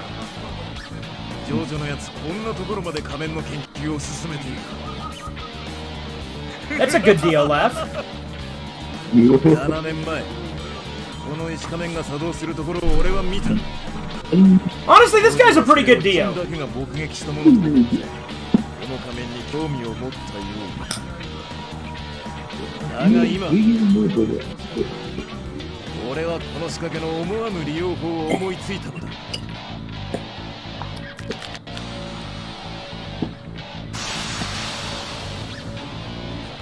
の発信がジョジョの脳みそに食い込めば間違いなく即死この仕掛けをかぶせジョジョのやつを始末したとしたらこの仕掛けはジョジョ We'll see how good he does when he does the muda muda muda. 僕はこのノートに全て書く警察はジョジョの変死体を研究中の事故死とみて捜査は打ち切る殺人容疑は俺にかかっているジョジョお前の研究でお前自身が死ぬんだ Okay, cool. Ogre Street. You know something I like about Ditko's Spider-Man comics? What's that? There's like all these like angry hot women that are always trying to bully Peter, but then he like outsmarts them. Nice. Well, he's always like dunking on these hot women. やばいんですだだこっから先はやばい紳士の入り込むところじゃねえよそ者の旦那は知らないだろうけど何百年も前から決まっているんですね呪われた者の住むところで伝染病が流行るときはいつもここからなんですその名もオーガーストリートってんですねああ知っててきたリオが僕の血に飲ませようとした薬を大学の研究室に分析を頼んだ結果は分析不可能だ You been taking cock for a foreign car! の薬である可能性が強いリオは以前ロンドンに住んでいたか You're ら not supposed to know about that. ロンドンでそのような薬を手に入れるとしたらこの場所しかない I like how Sugar, like, when how he tried to say that I didn't know Mazinger, and then, like, so I had to outdo him today when he's like, I'm glad Mazinger never came to the West, because then they would have had a dub. I'm like, dude, there were 2 dubs. やめなせえジョースターさんの行くようなところじゃねえんです分かってる I also think it's funny how Sugar thinks that, like, you know, normies would ruin it, but he's like, I mean, I agree, but he's a total normie. 行かなくてはならない理由があるのです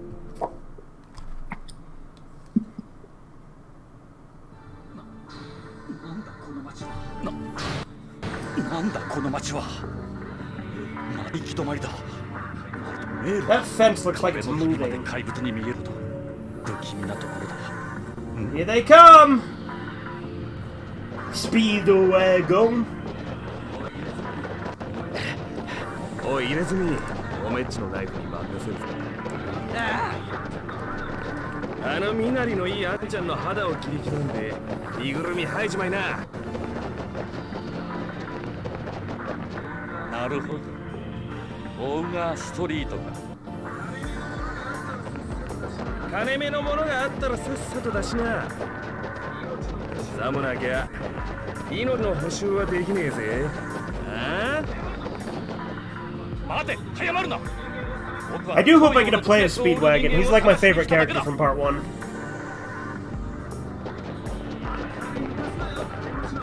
あったり抜かすなよ金持ちのアマちゃん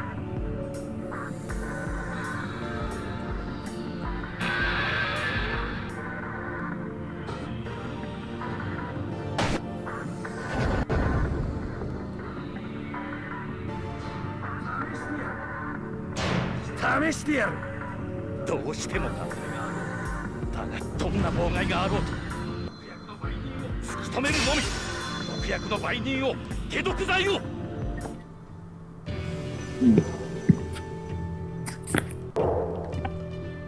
Do I still have Sketchpad on? Yeah.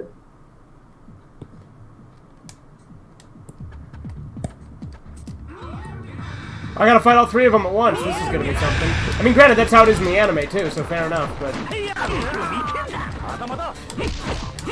Well, I guess I'm not fighting Speedwagon alongside these 2. He's just kind of... Oh, no, there he is. Never mind.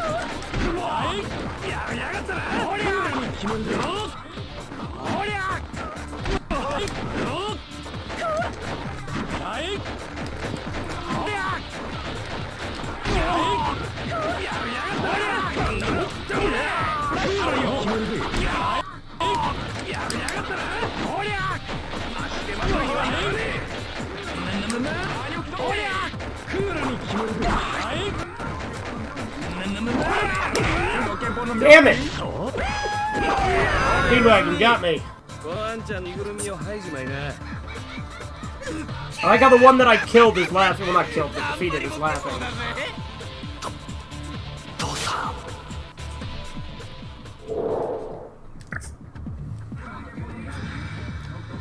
I'm gonna focus Speedwagon, maybe. Maybe that's the better idea.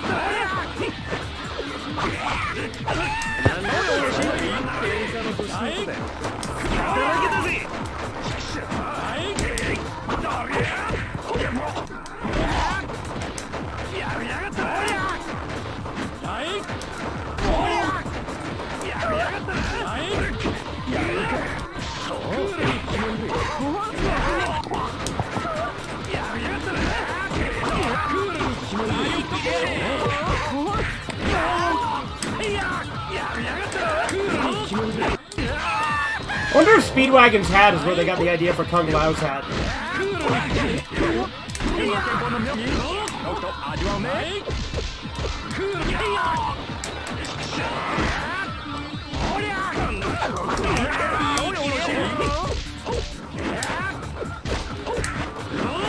You know that the new Mortal Kombat game has like a lot of retarded like differences just because it's like yet another timeline? Like, you know that they got rid of Hanzo Hazashi as a character, which is what who Scorpion was, and they made it so that Scorpion and Sub-Zero are brothers, so that like the original Sub-Zero is still Sub-Zero instead of being Noob, but the second Sub-Zero is Scorpion in this version for some dumb reason. Yes. They also made it so that the Tarkatan race doesn't exist. Like it's a disease now instead of a race.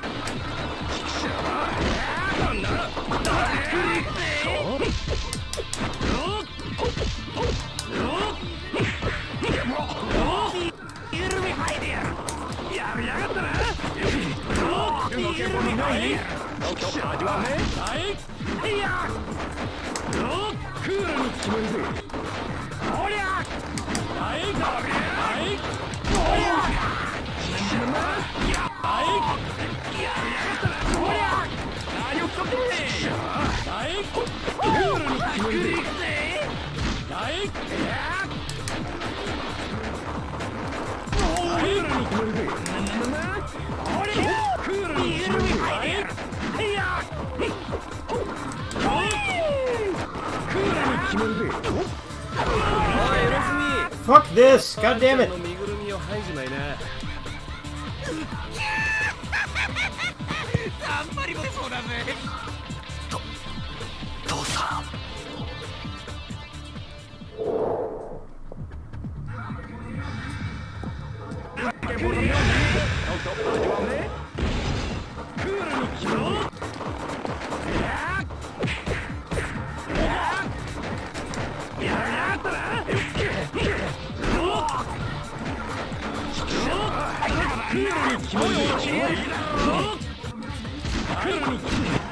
There we go, now I'm fucking speedwagging up.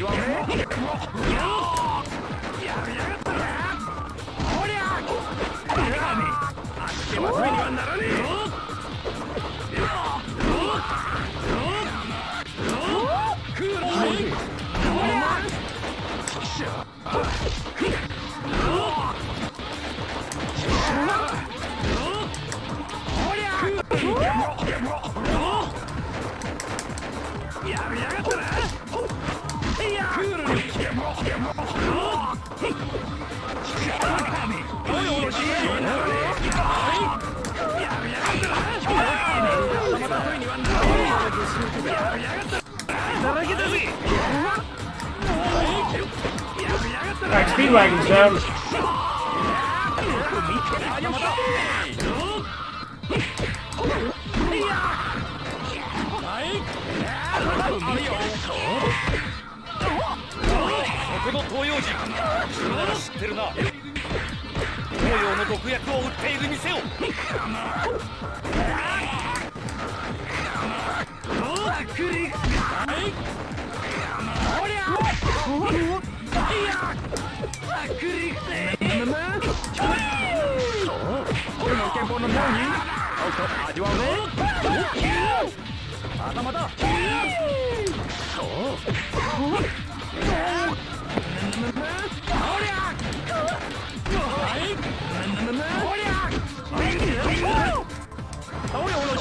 Alright, got him.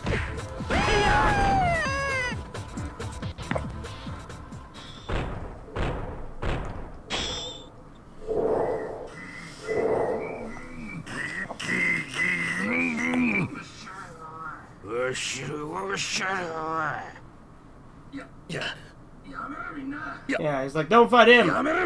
He gets our respect because he kicked our asses. You attack him, you'll have to deal with me, REO Speedwagon.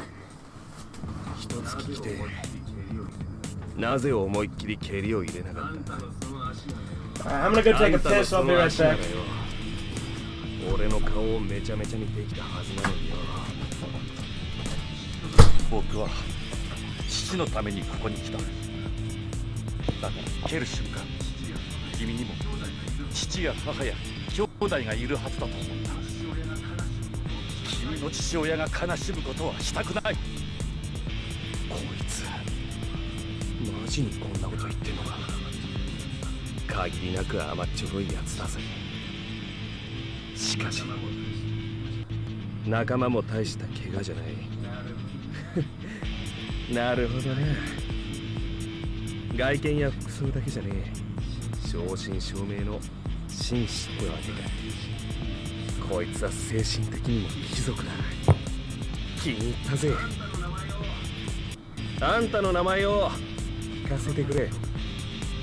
ジョナサン・ジョースだ。東洋の毒薬を売るやつを探してるって言ったな。気をつけな。やつはこすずるいぜ。知っているのか。傷の手当てをしなよ。このスピードワゴンが店まで案内してやるぜ。Alright, I'm back. 俺はどうもおかしい。気持ちが荒れている。なぜかジョジョのやつのせいだ。このディオの人生はあいつのおかげで狂い始めている。ジョジョのやつ、オーガーストリートでのたれ死んだだろうか。それが気になる。まさか薬の証拠を掴んだのでは。どっちだ。気をつけろい。どこ見て歩いてんだ、このトチキが。ほう、衛生観念もない虫けら同然のたかがじじいの老者が。よくもこの I guess the guy he used the mask on was kind of a thug. いい機会。ジョジョのやつを Oh, it's mainly just some random guy that Dio started a fight with just so he could use the mask on him. 何をごちゃごちゃ言ってるんで。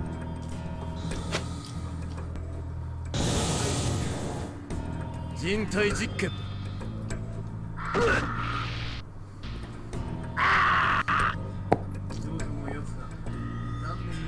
ジョジョのやつが何年にもわたってまだ調べているこのバカバカしい仮面の研究を、このディオは一瞬にして解いてしまうというわけだ。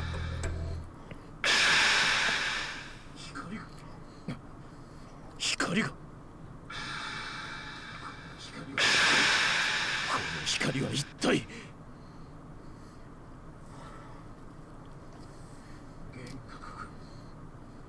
幻覚か。今の仮面からの光は、優れた絵画や彫刻はそれ自体輝きを放つように見えるが、それと同様に感じただけのことか。そしてやはり死んだな。発疹が頭に食い込めば即死は当たり前。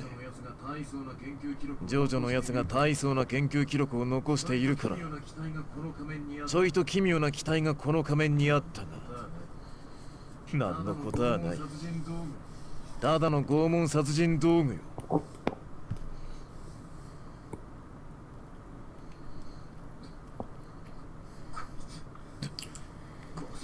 いつ、まさか、そんなまさか。死んでいない。Vampire. なんだ。一体こいつは。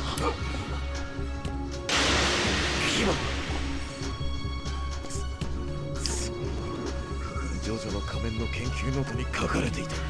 I like how Jojo was just in English there randomly in the speech bubble. 我々の知らない能力が眠っている可能性が十分あり得ると。渾身がそれを呼び覚ますものなのか。こ古代人はそれを発見していた。そしてその発見を道具としてこの仮面に込めて制作した。なんてことだ。人体実験をやってはいいが絶対絶命逃げなければ。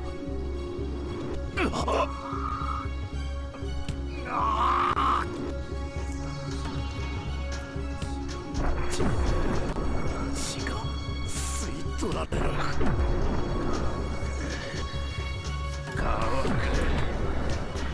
なんか知らねえがよ。乾いて乾いてしょうがねえんだ。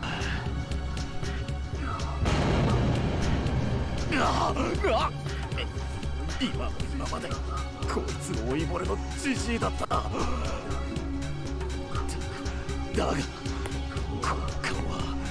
この顔は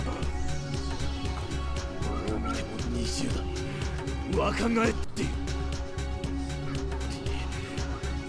仮面の秘密が分かってきた。しかし太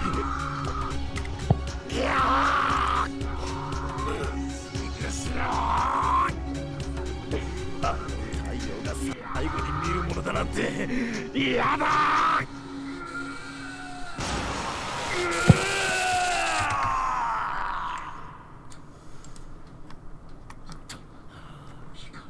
太陽の光。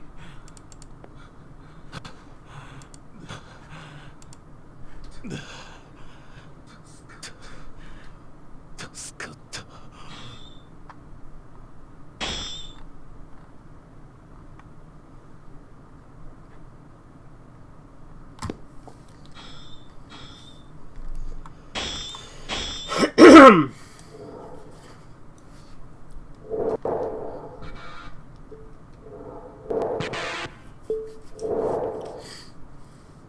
Chapter 6.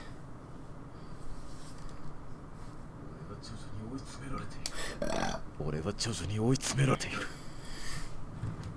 だが逃げはしない。奴のために逃げ出してたまるか。俺はあいつと戦うため戻ってきた。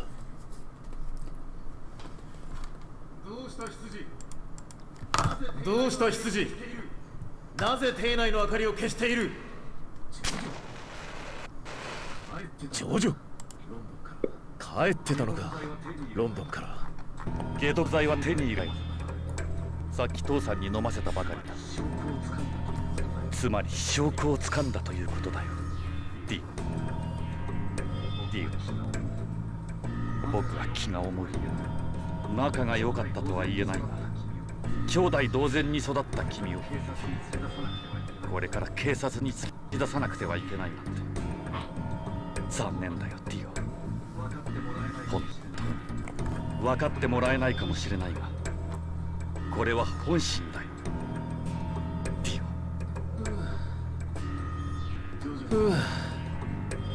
オ。ジョジョ、君はそういうやつさ。その気持ち、君らしい優しさだ。理解するよ。ジョジョ、勝手だけど頼みがある。最後に僕に時間をくれないか。警察に自首する時間を。今井、自首したいだって。ディオがこんな態度を取るなんて。僕はてっきり追い詰められた野獣のごとく必死に反撃に出ると警戒していたが。ジョジョ、僕は悔いているんだ。今まで人生を貧しい環境に生まれ育ったんで、くだらん野心を持ってしまったんだ。バカなことをしでかしたよ。育ててもらった恩人に毒を持って財産を奪おうなんて。その証に自首するためにジョースター邸に戻ってきたんだよ。逃亡しようと思えば外国でもどこへでも行けたはずなのに、罪の償いをしたいんだ。確かに。ジョースターさん、気をつけろ。信じるなよ、そいつの言葉を。Oh, the Part 5 game actually came out before the Part 1 game. Interesting. 誰だって聞きたそうな顔してんで自己紹介させてもらおうがよ。俺はおせっかい焼きのスピードワゴン。ロンドンの貧民街からジョースターさんが心配なんでついてきた。ジョースターさん、アマちゃんのあんたが好きだったら一つ教えてやる。俺は生まれてからずっと暗黒街で生き、いろんな悪党を見てきた。だから悪い人間といい人間区別は匂いでわかる。こいつはくせえ！ゲッロイカの匂いがプンプンするぜ！こんなワルには出会ったことがねえほどな。環境で悪人になっただと？違うね！こいつは生まれついてのワルだ。ジョースターさん、早えとこ警察に渡しちまいな。 Let's fuck him up. こいつの顔に見覚えがあるだろう。ディオ、この東洋人が君に毒薬を売った証言は取ってやる。話はすべて聞いたよ。残念でならぬ。君のお父さんは命の恩人。そして君には息子と同じぐらいの愛情と期待を込めたつもりだったが、寝室に行って It is fun to go back and play old PS2 anime games that were never released outside of Japan. すでにここまで取り囲まれていたと。もうおしまいか。ジョジョ、逮捕される。だが、せめて君の手錠をかけてほしい。7年間付き合いでわがままを言わせてもらえれば肩を怪我している。きつく締めないでくれ。ジョースターさん、気をつけなさい。わかった。僕が手錠を How long is that game? This one? I don't know. I'm probably about halfway through since Dio's about to turn into a vampire. 俺が短い人生で学んだ。 Because it only covers part 1. 人間は策を浪すれば浪するほど予期せぬ時代で策が崩れ去るって。人間を超えるものにならねIt's Hawaii Man's birthday. Ezra Miller, he's devolved. Yeah. I renounce my humanity, Jojo! 俺は人間を超越する。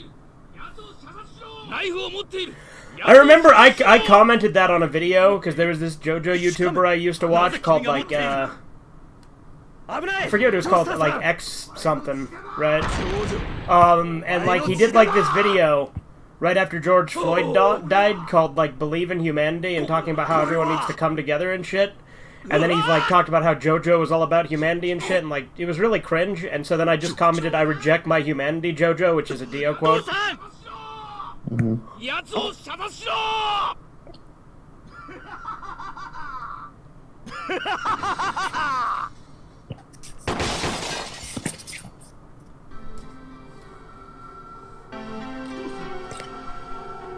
父さん。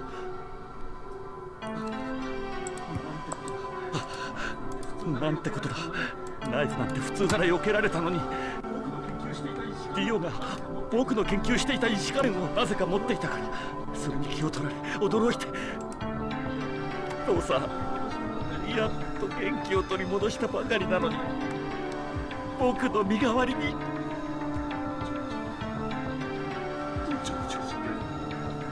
父さん、しっかり医者が来れば助かります。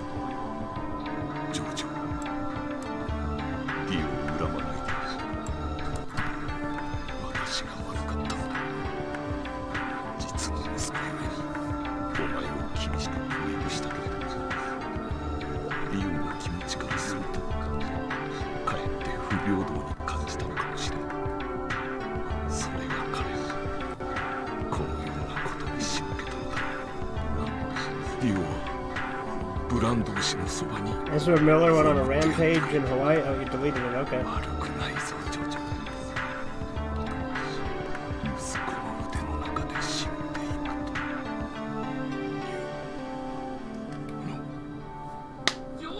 の。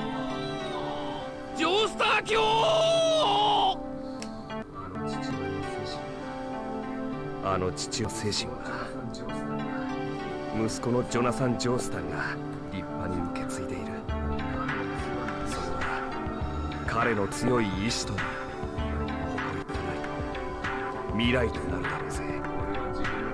普通俺は自分が困るとすぐに泣き抜かすアマちゃんは大嫌いだがよ、この親子は違う。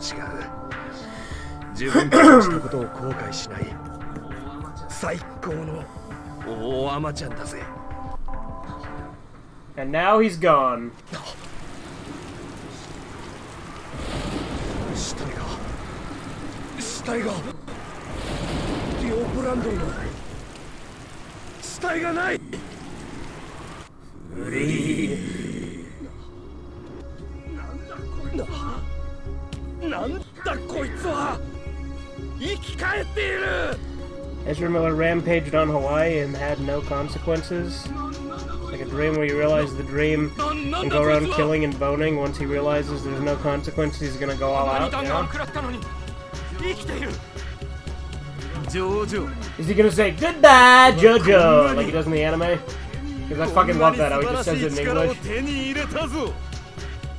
石仮面からお前の父親の力。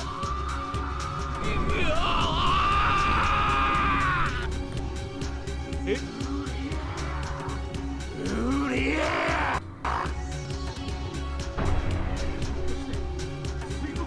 ひょっとして沿っているのか？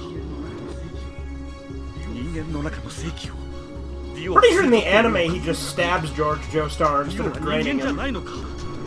何者になってしまったんだ。怪物を生み出したのか。あの石仮面は正直僕は怖い。だがディオ、君をこの世にいさせちゃいけない。型をつける。僕が好奇心で研究していた石仮面、魔物を作り出す道具だったなんて。 戦わなければならない。仮面の弱点を見つけてやる。必ずあるはずだ。古代人が滅びたことに繋がっているはず。逃げろ、ジョースターさん。あんたに勝ち目はねえ。怪物を生み出した責任を感じているんだろうが。もう古代人の作った石仮面の骨神は 脳から人間の隠された未知の能力を引き出したに違いない。とすると、ディオを倒す可能性は完全に脳を破壊し尽くすこと。Pretty sure I read that Deadwood Dick thing already. Jeez, you said it before. 強い意志を持つ。ディオはすでに人間でないのだから、魔物なのだから。これ以上ディオに殺戮を許すわけにはいかん。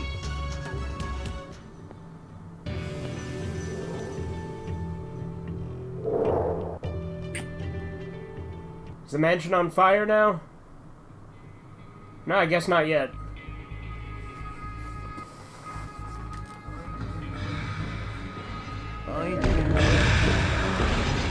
I have a spear now.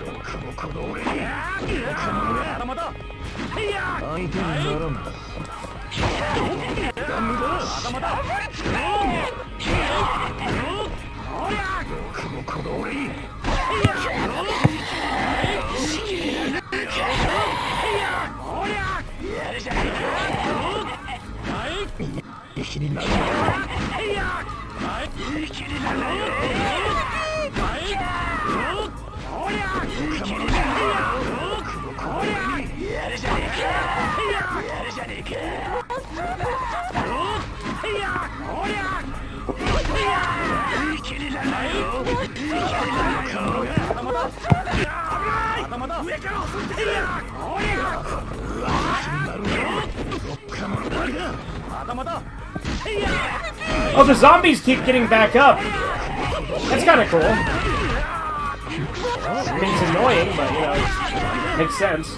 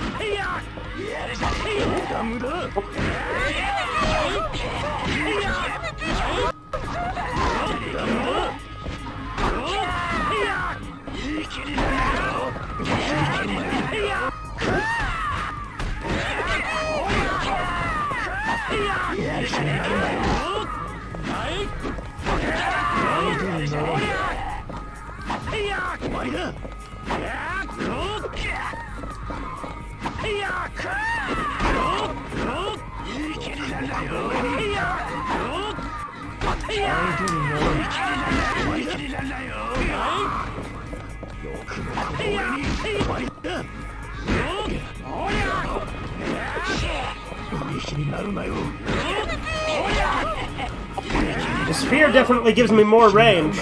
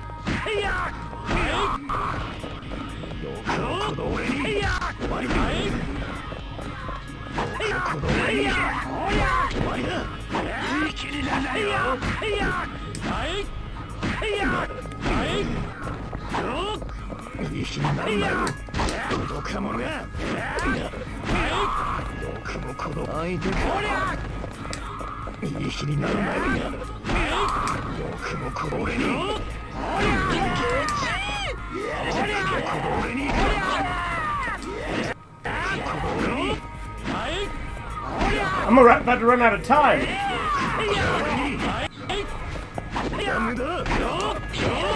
Damn it.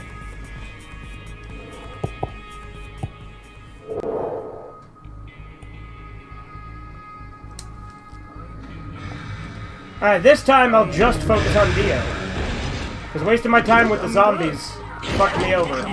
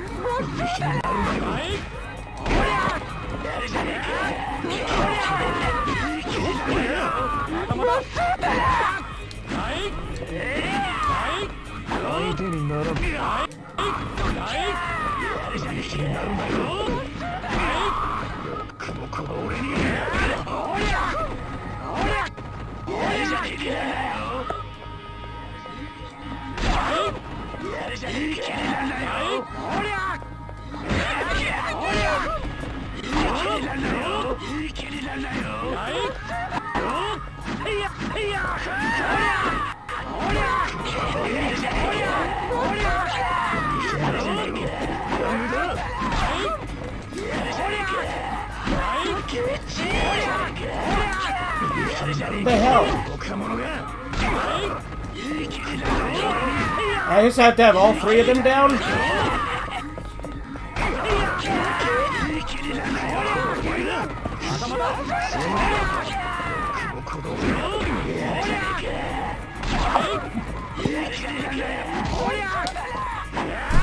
How the fuck?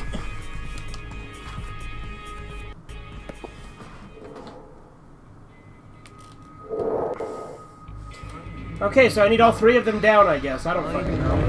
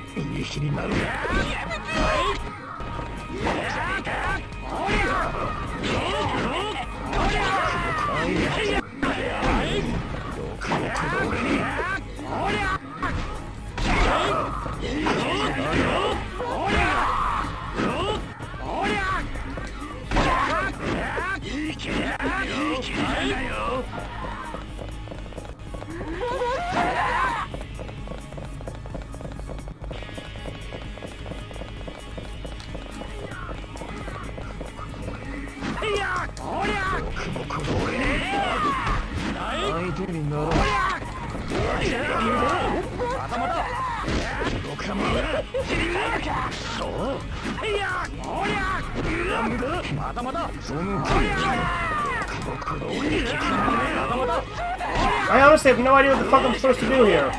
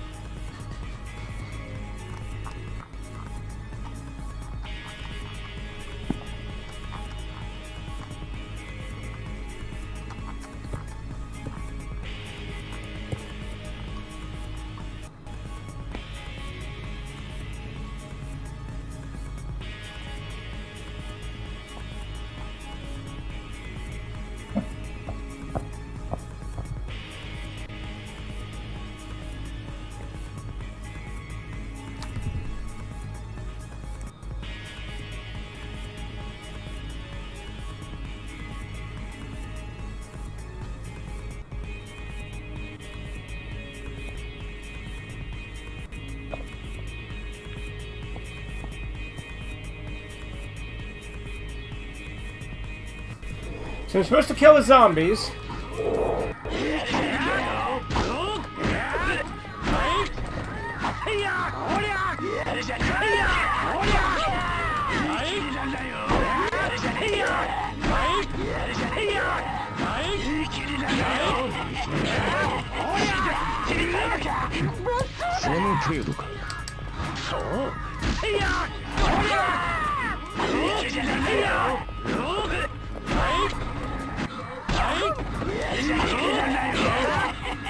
Why won't they fucking die?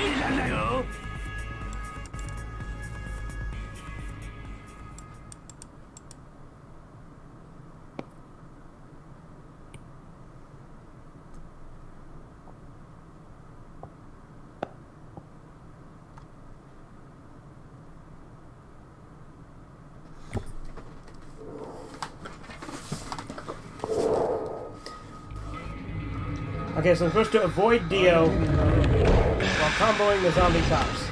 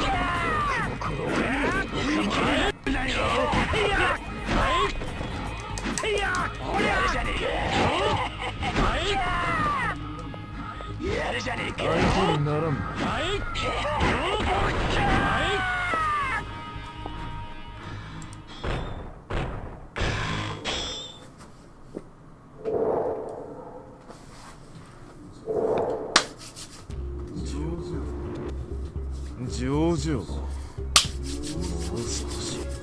もう少しこの素晴らしい力を楽しませてもらうぞ。自分でもどこまでできるかまだわからないか。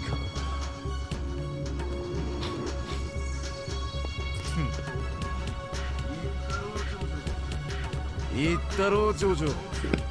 策を浪すれば浪するほど人間には限界がある。無駄な悪あがきはよせよな。カーテンの陰で怖がってないで出てくれ。一緒に隠れている君の友人と共に仲良く俺の命としよう。さっきの警官のようにな。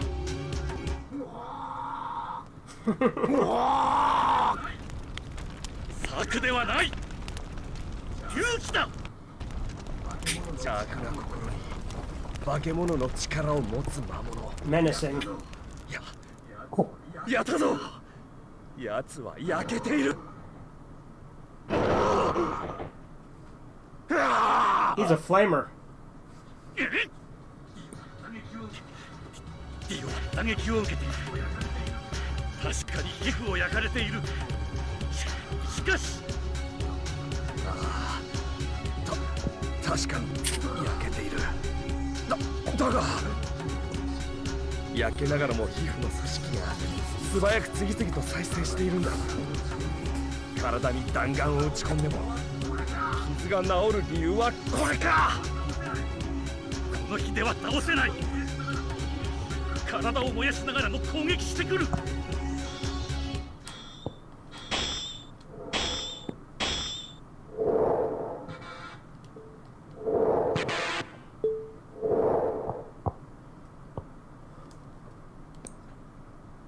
Chapter 7.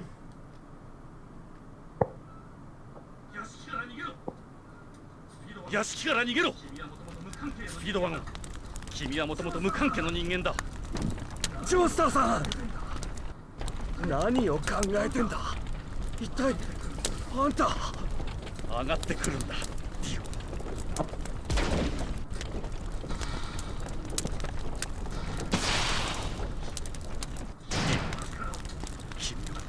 君のその力を世の中に放つわけにはいかない。ジョースターさん、あなた何を考えている。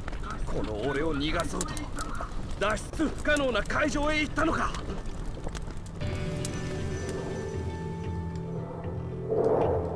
I think I'm about halfway through the game.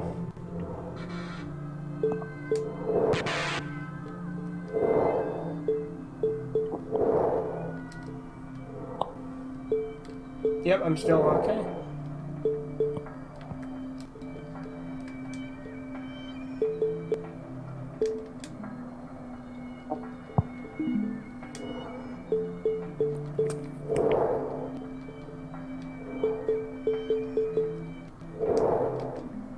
Alright, I think we're gonna call it there. I beat about half the game. I think that's plenty.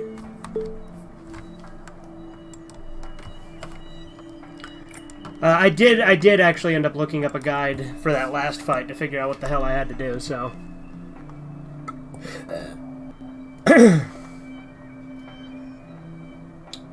But, yeah, we're gonna go ahead and call it there. I hope you guys enjoyed. I'll probably do another stream in a little while, but I'm gonna call it there for now.